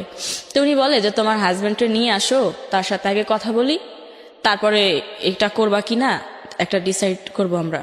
পরে আমি বলি আমার হাজবেন্ডও তো দরকার, তাই আমি বলছি আমি করব না। বলে তোমার দরকার না হলেও আমাদের দরকার আছে, হাজবেন্ডের সাথে আগে কথা বলতে হবে। তখন আমি আর রাগ করে যাই না, কারণ হচ্ছে আমার হাজবেন্ডটা তো আমি জায়গায় নিতে পারবো না, উনি তো আমার হাজবেন্ডটা চিনে। তো সেই মুহূর্তে আমি এখন কিভাবে নিব, কাকে নিব, তো ওইটা আমি তখন হচ্ছে গিয়ে এড়াই যাই বিষয়টা। এই বিষয়টা তখন আমি আর মাথায় নিই না, যে আমার জীবনে যা আছে হবে। আমি আর এত কষ্ট সহ্য করতে পারতেছিলাম না ওই মুহূর্তে, এই বিষয়টা আমি পুরো বাদ দিয়ে দিই। হ্যাঁ, আমার মনের মধ্যে সবসময় আমার জ্বালাতন করতো যে এটা আমি ভিতরে আছে, আমি এখন এটা কি করব, কিন্তু কিছু করতে পারতেছিলাম না সেই মুহূর্তে। টাকা, সাপোর্ট, আরো অনেক কিছুর দরকার, এবং আমার চাকরিটাও তখন চলে যাবে যদি আমি করতে চাই। তো তারপরে এই সব কিছুর ভয়ে আসলে করি না। তখন এইটা থাইকা যায়, যখন এইটা 5.5 মাস হয় তখন হচ্ছে গিয়ে আমি ওনারে বলি যে আমি তো ওইটা অ্যাবর্শনটা করাইছিলাম না।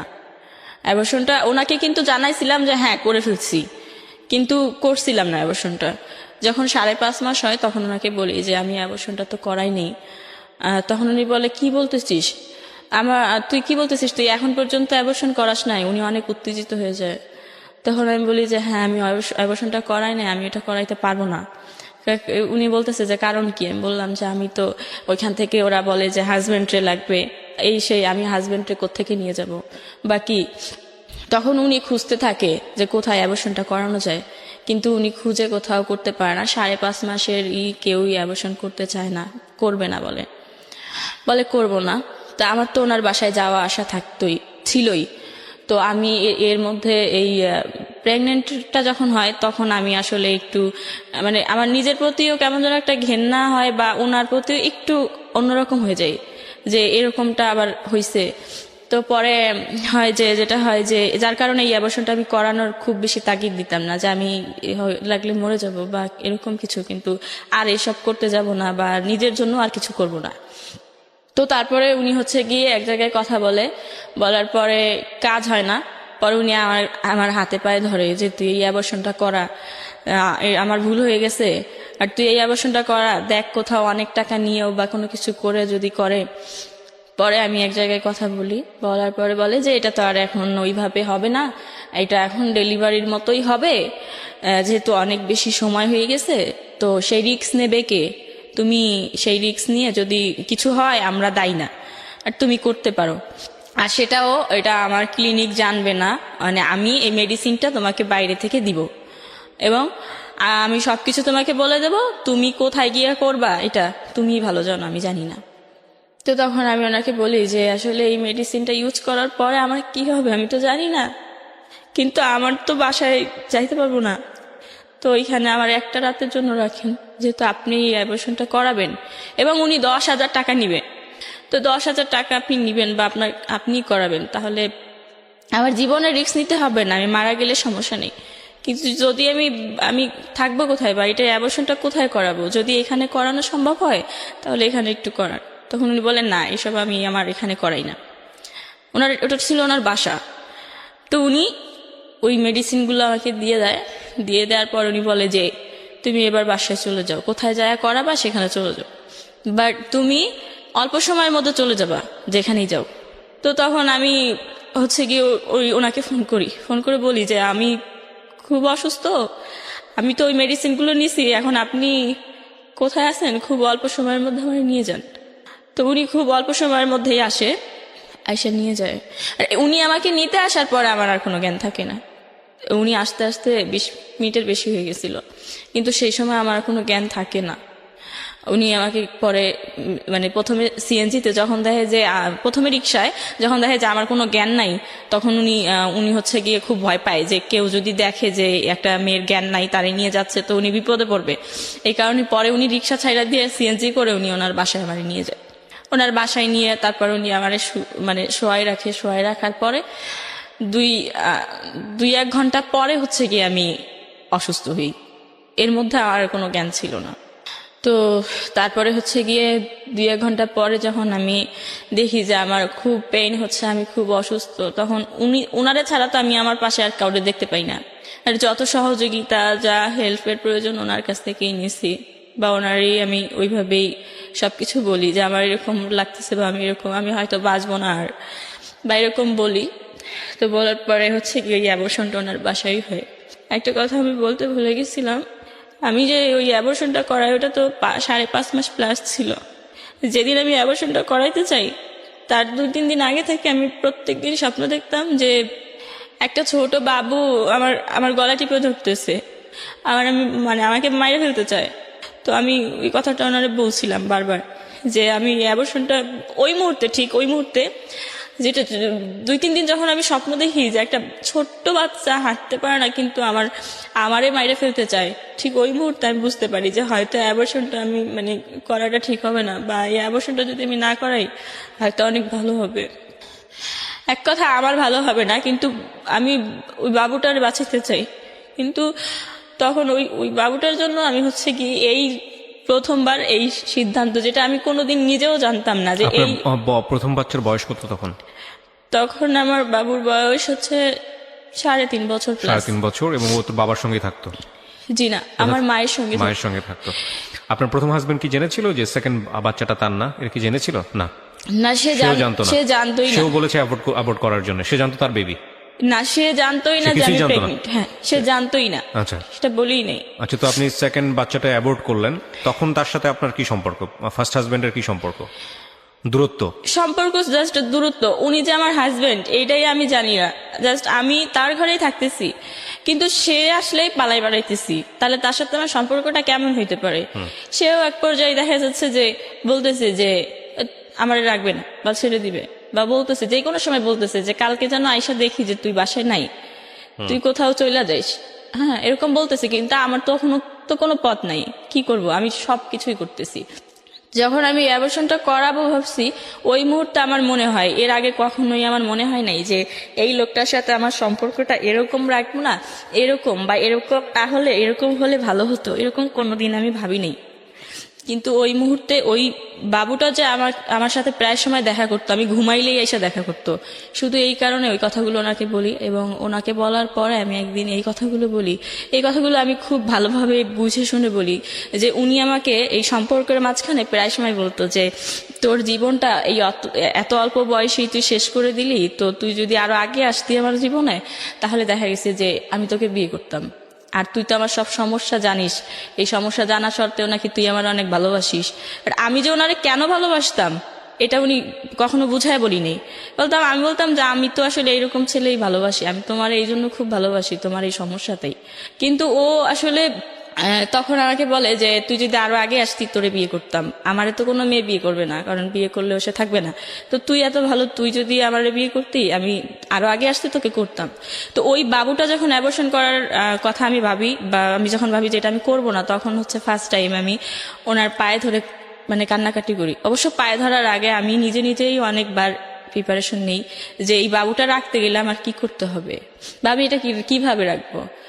তো তখন আমি হচ্ছে গিয়ে একদিন ওনার সাথে দেখা করি, দেখা করে আমি ওনার পায়ে ধরে কান্নাকাটি করি অনেক, যে আমি তোমার সাথে আমার কেমন সম্পর্ক, কি সম্পর্ক, আমি সে সম্পর্কের নাম জানি না, বাট সেই সম্পর্কটা কি আমি তাও জানি না, ভালো খারাপ আমি বুঝি না।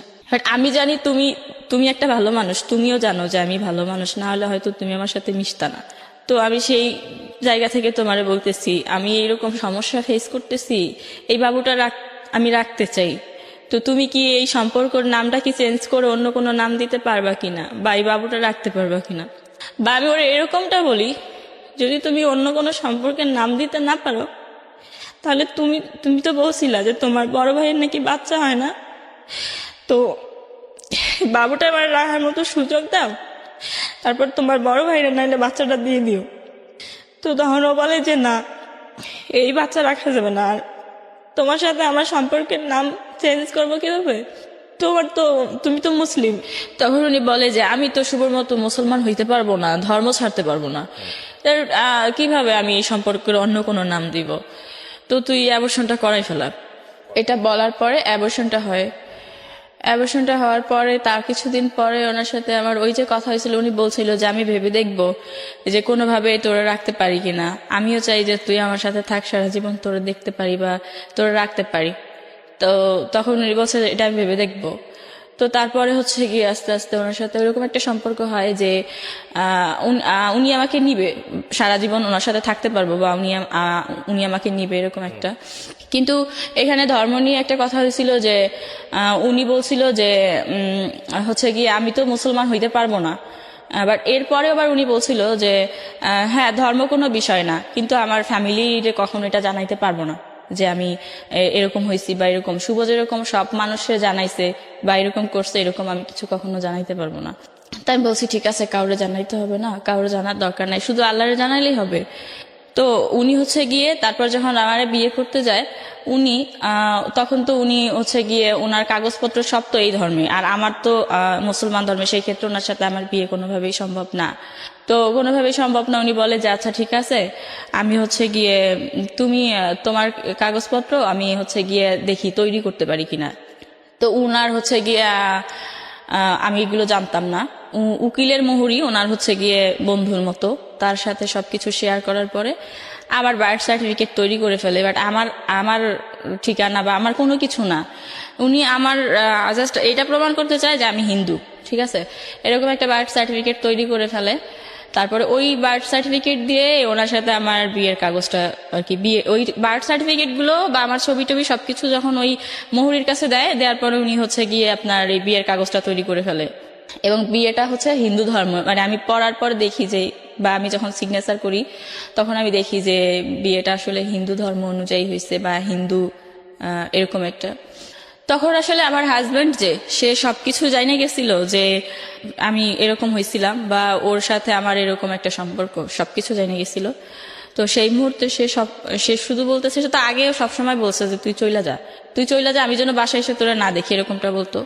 তো সেই মুহূর্তে হচ্ছে গিয়ে আমি একদিন, উনি হচ্ছে গিয়ে করে যে আমার সমস্ত কাপড় চোপড় সব কিছু যা কিছু থাকে সব ময়লার ঝুড়িতে নিয়ে ফেলাই আসে যে তুই আর এই বাসায় থাকবি না। আমি বাসায় এসে যদি তোরে না পাই তাহলে তুই থাকলেই কি না থাকলেই কি, তো তোর দিয়ে তো আমার কোনো লাভ হবে না, তার চেয়ে ভালো তুই কোথাও চলে যা। তো ওই মুহূর্তে আমি চলে আসি ওনার কাছে, এবং ওনার কাছে চলে আসি। সেই দিন ওনারে বলিনি, শুধু বলছিলাম যে আমি তো অনেক সমস্যার মধ্যে আছি, আমি মরে যাওয়ার পরে আর আমার নিলে কি হবে, আমি বাইসে থাকতে থাকতে চেষ্টা করে দেখেন একবার আমার নেওয়া যায় কিনা। আমি মরে গেলে অনেক আগেই মরে যেতাম, কিন্তু আমি বাঁচতে চাইছিলাম, বারবারই বাঁচতে চাই। তো ও তখন বলে যে আচ্ছা ঠিক আছে। পরে ও একটা বাসা দেখে ওই বাসায় আমার নেয়। আর ওই কাগজপত্রগুলো ও করে, তখন ও আমার সাথে ওর কাগজ নিয়ে একটা কথা হয় যে হিন্দু ধর্মে কেন এই কাগজগুলো হয়েছে বা বিয়েটা কেন হিন্দু ধর্মে। আর ও কিন্তু এই কথাটা আমার বলে যে এটা জাস্ট আমার ফ্যামিলি দেখবে, আমি কি সেটা তো আমার ফ্যামিলি জানে, আর আমি এখন কি হব সেটা তুমি জানবা, বাট এগুলো যে সবাইরে জানাইতে হবে শুনাইতে হবে এমন তো কোনো কথা নাই, কাগজে তো প্রমাণ হবে না যে আমি আসলে কে। তো এরকমটা বলে। তো যখন ওই বাসা নেই, বাসা নেওয়ার পরে হচ্ছে গিয়ে ও ওই বাসায় আসে বা আমার কাপড় চোপড় নিয়ে আসি, আমি আর ওই বাসায় থাকি।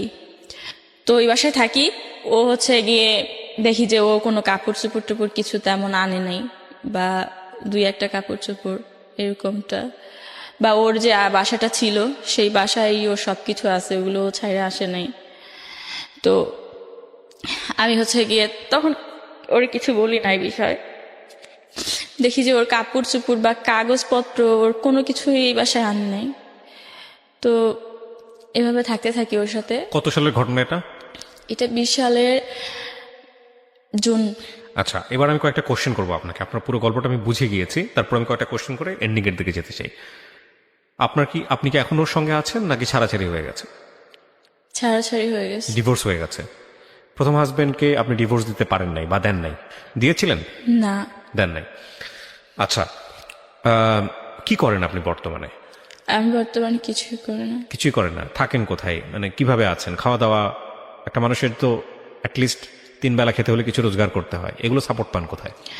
এগুলো সাপোর্ট হচ্ছে গিয়ে আমি নভেম্বরের 27 তারিখে হচ্ছে গিয়ে 24 তারিখে হচ্ছে গিয়ে ডিভোর্স হয়েছে। তো ডিভোর্স হয়েছে, তারপর আমি 27 তারিখেই ঢাকায় আসছি এবং আমার সাথে যে মেয়েটা আসছে ওর কাছেই আসছি। এবং এই যে কথাটা আমি বলতে চাইছিলাম যে আমার সেই হাজবেন্ড এখন পর্যন্ত ডিভোর্স না দেওয়ার কারণে আমাকে এখন পর্যন্ত ব্যবহার করে যায়। ব্যবহার বলতে এখনো আপনি ওর কাছে যান এবং আলটিমেটলি আপনাকে স্ত্রী হিসেবে ব্যবহার করেন? হ্যাঁ, আমি আসলে শুধু ডিভোর্স না, আমি কোথায় থাকবো কোথায় যাব সেই জন্যই কিন্তু এই সেকেন্ড টাইম যে বিয়েটা বা এত কিছু করছি শুধুমাত্র বাঁচার জন্য, নিজে কোথায় থাকবো সেই জন্য। আমি কোনো সময় আত্মহত্যা করতে চাইনি। দেখেন, এখানে একটা বিষয় বলি আপনাকে। লিমা তো আপনার নাম। লিমা, আমি আপনার গল্পটা এমনভাবে এখানে উপস্থাপন করেছি, আমি আসলে আপনার গল্পের মধ্য দিয়ে একটা জিনিস সবাইকে বোঝাতে চেয়েছি যে একটা মেয়ের সোশ্যাল সিকিউরিটি কতটা ইম্পর্টেন্ট, একটা মেয়ের অর্থনৈতিক সিকিউরিটি কতটা ইম্পর্টেন্ট। আপনি যে কথাগুলো আজকে এখানে বললেন সেটার মধ্যে কতটুকু ভুল ছিল, কতটুকু মিথ্যা ছিল, কতটুকু সত্য ছিল সেটা আপনি জানেন, কিন্তু এরকম একটা ঘটনা মানুষের সঙ্গে ঘটতে পারে বলে আমরা বিশ্বাস করি। হ্যাঁ, তো আপনি জানেন না আপনার ফিউচারটা কি হবে, কোথায় যাবেন, কি করবেন। তবে এটা ঠিক যে একদম জিরো ক্যাপিটাল অবস্থায়ও যদি একজন মানুষ থাকে তাহলে আমি বলবো যে তার 2 হাত আছে, 2 পা আছে, সুস্থ আছে, সে কাজ করে খাওয়ার সামর্থ্য রাখে। আমরা এখানে এমনও গল্প প্রচার করেছি যে গত সপ্তাহের আগে সপ্তাহে গেল, ভদ্রমহিলার চেহারা সুন্দর এবং সেও আপনার মতো বিভিন্নভাবে ভিকটিম, কিন্তু সে একটা মানুষের বাসায় থেকে কাজ করে 2 বেলা 2 মুঠো অন্ন, এবং তারপরেও তার সমস্যাটা এত জটিল যে তার বাচ্চা আছে, সেই বাচ্চাটাকে নিয়ে তার সার্ভাইভ করতে হয়। তো আমি আপনাকে একটা জিনিস যেটা বলতে পারি, আপনার এই গল্পের মধ্যে প্রথম বিয়েটা তো আপনি নিজেই করেছিলেন, তাই কি নয়? দ্বিতীয় বিয়েটা সেটাও আপনি নিজেই করেছিলেন, এবং সেখানে নিশ্চয়ই আপনার কোনো না কোনো, আমি মনে করি যে ভুল ছিল। ভুলটা একপাক্ষিক না, দ্বিপাক্ষিক। যিনি আপনাকে বিয়ে করেছেন তারও ভুল ছিল, যে কারণে সংসার টেকে নাই বা এরকম হয়েছে। তবে এটা ঠিক যে পরিবার ছাড়া হওয়াটা উচিত হয়নি। আপনার ভাই বোন যারা আছেন ওরা কোথায় আছেন? পরিবারের সঙ্গে আছেন নাকি পরিবার ছাড়া? আপনার কয় ভাই বোন? 5 ভাই বোন। 5 ভাই বোন। বাকি বোনগুলো কোথায়? বাকি একটা বোন, ওর বিয়ে হয়ে গেছে। আচ্ছা, আর আরেকটা বোন? 2 বোন 3 ভাই। তো বাকি বোনটা সে কি আপনার বড় ছিল না ছোট ছিল? বড়। বড় ছিল। তো ওর তো এরকম হয় নাই, না, তাহলে আপনার ক্ষেত্রে কেন হয়েছে?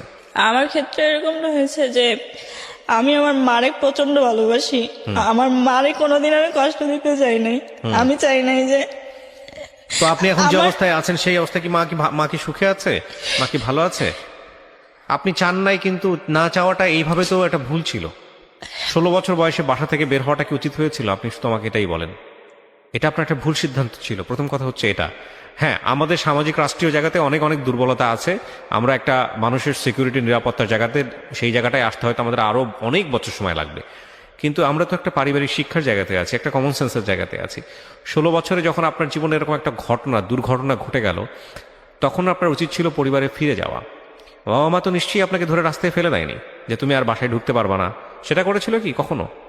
করে নাই। আপনি একবেলা দুবেলা না খেয়েছিলেন, সেটা তো ঢাকা শহরেই ছিলেন। তাহলে পরিবারে না খেয়ে থেকে তো অন্তত একটা শেল্টার তো পেতেন। আপনি তো এমন না যে ঢাকা শহরে এসে 3 বেলা খেতে পেয়েছেন, ভালো থেকেছেন, সমস্ত কিছুটা হয়েছে, তা তো হয় নাই। তো আপনি পরিবারের তুচ্ছতাচ্ছিল্য আসলে এটা ঠিক যে কাছের মানুষ অবজ্ঞা করলে সেটা নেওয়া যায় না, হলেও তো ঘরের মধ্যেই থাকতে পারতেন। মানে বেস্ট আমার কাছে যাই হোক না কেন, যে মা বা বাবা যদি গালি দেয়, বকা দেয়, তারপরে অন্তত মুখের সামনে তো অন্নটুকু দিত, সে তারা আপনাকে না খাইয়ে তো নিজেরা খেত না। আসলে দারিদ্রতা এমন একটা জিনিস না না, যে- আমি আমার প্রশ্নের উত্তরটা দেন। দারিদ্রতা অবস্থা তো আপনি ঢাকায় এসেও আপনার পরিবর্তন হয়নি, হয়েছে কি? না, হয় নাই। তাহলে এই যে এতগুলো দুর্ঘটনা আপনার জীবনে ঘটলো, সেটা তো পরিবারের মধ্যে থাকলেও তো না হওয়ার কম কম সম্ভাবনা ছিল। কিন্তু এই যে বললাম যে আমার মারে প্রচন্ড ভালোবাসি, আমার মার কাছ থেকে যে খারাপ আচরণগুলো আমি নিতে পারতাম না, এটা কোনো সময় আমি মানতে পারতাম এটা না। একটা মেজর মিস্টেক আমাদের প্রত্যেকের জীবনে। আমরা এটা ভুল করি, ভয়ঙ্কর রকম ভাবে ভুল করি। আমাদের বাপ মায়ের খারাপ আচরণকে আমরা মনে করি আমাদের জীবনে অভিশাপ, এবং সেটার বয়সটাও ওই 16 বছর, অ্যাডোলেসেন্স পিরিয়ডটাই। কিন্তু বাবা মা কেন খারাপ ব্যবহার করেন, বাবা কেন বকা দেন, মা কেন বকা দেন, এটা যখন বুঝবো আমরা, তখন আলটিমেটলি অনেক লেট হয়ে যায়। আপনি যখন মায়ের বয়সে যাবেন, আপনি যখন বাবার বয়সে যাবেন, তখন আপনি বুঝবেন যে কেন এটা তারা করতো। যদিও এটা করা উচিত না, খুব টেকনিক্যালি বিহেভ করা উচিত একটা বাচ্চার সাথে, বিশেষ করে এই সময়টাতে, বয়সন্ধিকারের। তো এটা আপনার সাথে করা হয়নি। কিন্তু এটাও তো একটা অনেক বড় শিক্ষা যে ঘর ছেড়ে এসে একটা ছেলেই যেখানে নিরাপদ না, একটা মেয়ে সেখানে আমাদের সামাজিকতায় কতটা অনিরাপদ হতে পারে। এই যে আপনার জীবনে এতগুলো দুর্ঘটনা ঘটে গেছে, আপনার একটা বাচ্চা আছে, আপনি জীবনে ভয়ঙ্কর রকমভাবে কষ্ট পেয়েছেন দ্বিতীয় সম্পর্কে এসে, আপনার একটা বাচ্চা অ্যাবর্ট করতে হয়েছে। নট অনলি দ্যাট, আপনার একটা আনস্টেবল লাইফ, আপনার একটা কি হবে কি করবেন আপনার এরকম একটা জীবন। এবং পুরো জীবনে আমাদের সামাজিকতা একটা মেয়ের বিয়ে হয়ে যাওয়া মানে হলো ধরে নেওয়া হয় যে তার লাইফটা ওখানে। ওই যে আপনাকে বলেছিল যাই করুক না কেন, আপনার মা তো বলেছে না যাই করুক না কেন এখানেই থাকতে হবে, রাইট? মা বলেছে না? এটা আমাদের পারিবারিক শিক্ষা, এবং এই শিক্ষা থেকে আপনি কখনোই বের হয়ে আসতে পারবেন না। আপনার এখন বয়স কত বলেন? 22 বছর plus। 22 বছর প্লাস। 22 বছরের একটাই প্লাস পয়েন্ট, সেটা হচ্ছে 22 বছরের জীবনে আপনি তো লেখাপড়া বেশি দূর করতে পারেননি। আপনি বলেছেন আপনি মাদ্রাসায় কারিয়ানা পড়েছেন। সেই জায়গাটা থেকে আপনার একটা সুবিধা আছে, সেটা হচ্ছে যে আপনার শরীরে শক্তি আছে। আপনি চাইলে এখন যেভাবেই হোক পরিশ্রম করে, গার্মেন্টসে হোক বা অন্য কোথাও হোক, কাজ করে দুবেলা দুমুঠো অন্ন জোগাড় করতে পারবেন নিজের জন্য। এটা ঢাকা শহরে খুব একটা কঠিন কোনো কিছু না। প্রথম কথা হচ্ছে এইটা। কাজ নাই ঢাকা শহরে, কেউ আপনাকে কাজ দিচ্ছে না, এইটা আমি বিশ্বাস করব না, ডেফিনেটলি করব না। আপনি যে পরিমাণ অভিজ্ঞতা নিয়েছেন ঢাকা শহরে এসে, তাতে একটা প্রতিষ্ঠানে কোনো না কোনোভাবে কাজে আপনি ঢুকে যেতে পারবেন। এবং একইভাবে এটাও ঠিক, আপনি আপনার জীবনের বিভিন্ন ঘাত প্রতিঘাত দিয়ে আপনি কি বলা যেতে পারে, আপনি কিন্তু বুঝেছেন কোন মানুষ খারাপ, কোন মানুষ ভালো। আল্লাহর দুনিয়ায় সব মানুষ খারাপ, এটাও আমি মানব না। সো কোনো না কোনো কেউ না কেউ আপনাকে শেল্টার দিবে, কিন্তু শেল্টার দেওয়ার পরেই ওই মানুষের প্রতি দুর্বল হয়ে আপনি গভীর সম্পর্কে জড়াবেন কি জড়াবেন না, সেটারও একটা শিক্ষা কিন্তু আপনি আপনার জীবনে পেয়েছেন, পাননি? জি। মুখে বলতে হবে পেয়েছেন। জি। আচ্ছা, তাহলে সেই জায়গাটাও আপনার চিন্তা করার সুযোগ হয়েছে। আমি প্রত্যেকটা ঘটনাকেই আপনার জীবনে যদি অভিজ্ঞতা হিসেবে নেই, তাহলে এই 22 বছরের জীবনের অভিজ্ঞতাকে কাজে লাগিয়ে বাকি জীবনটা সুন্দর করা সম্ভব, অবশ্যই সম্ভব। আমি শুধু একটা কথাই বলতে চাই প্রিয় দর্শক এবং শ্রোতা, আমি বিশ্বাস করি আমার এই জীবন গল্প অনুষ্ঠানটা গ্রামের একেবারে প্রত্যন্ত খেটে খাওয়া মানুষ থেকে শুরু করে সব শ্রেণীর মানুষ এই অনুষ্ঠানগুলো শোনেন, এবং প্রত্যেকটা গল্পই অনেক অনেক বেশি আমাদেরকে শিক্ষা দেয় কোনো না কোনোভাবে।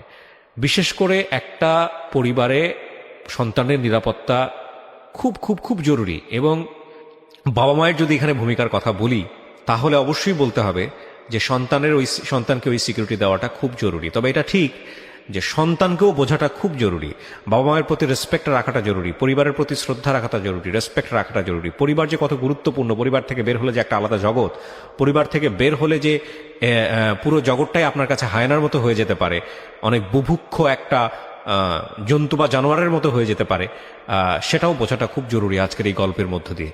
তো সুতরাং পরিবারের সাথে রাগ করে হোক, পরিবারের সাথে অভিমান করে হোক, এমন কোনো সিদ্ধান্ত জীবনে নেবেন না যেটা আপনার জন্য কাল হয়ে যেতে পারে। অনেক মাই আছেন যারা তার সন্তানের কাছে প্রিয় না, আমি জানি, জীবন গল্পেই আমি জানি। অনেক বাবাই আছেন যিনি তার সন্তানের কাছে প্রিয় না, এবং অনেক সন্তানই আছেন যিনি তার বাবা মায়ের কাছে প্রিয় না। কিন্তু পরিবারচ্যুত হওয়া কখনোই ওয়াইজ কোনো ডিসিশন না, যদি বিশেষ করে লিমার মতো অবস্থায় আপনারা পড়তে না চান।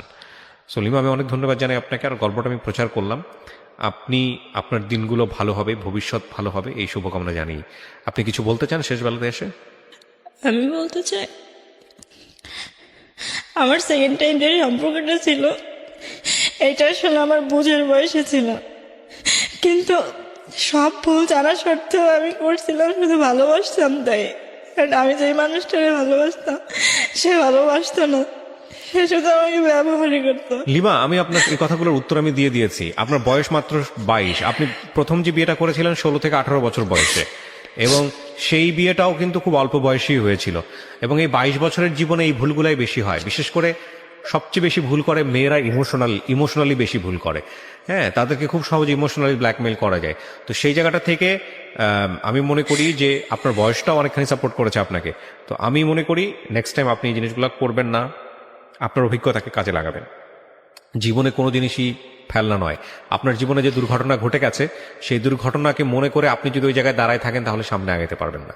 এই দুর্ঘটনা থেকে অভিজ্ঞতা নেন, অভিজ্ঞতা নিয়ে সামনের দিনগুলো সুন্দর করেন। হ্যাঁ, এবং সেটা সম্ভব। আপনি তো নিশ্চয়ই ধর্মভীরু একজন মানুষ, আপনি ধর্ম পালন করেন। তো সৃষ্টিকর্তার কাছে যে ভুলগুলো করেছেন সেগুলোর জন্য মাপ চাইবেন, এবং একই সাথে আপনি নিজের জীবনটাকে সুন্দর করার জন্য, ঠিক আছে, আপনি একদম জিরো থেকেই শুরু করেন না, নিজের কোনো রকম 2 বেলা 3 বেলা খেয়ে পরে বাঁচার একটা অবলম্বন তৈরি করা। এটা আপনার জন্য খুব কঠিন কোনো কিছু নয়। ঢাকা শহরে আপনি কতদিন যাবত ঢাকা শহরে আছেন? কত সালে এসছেন?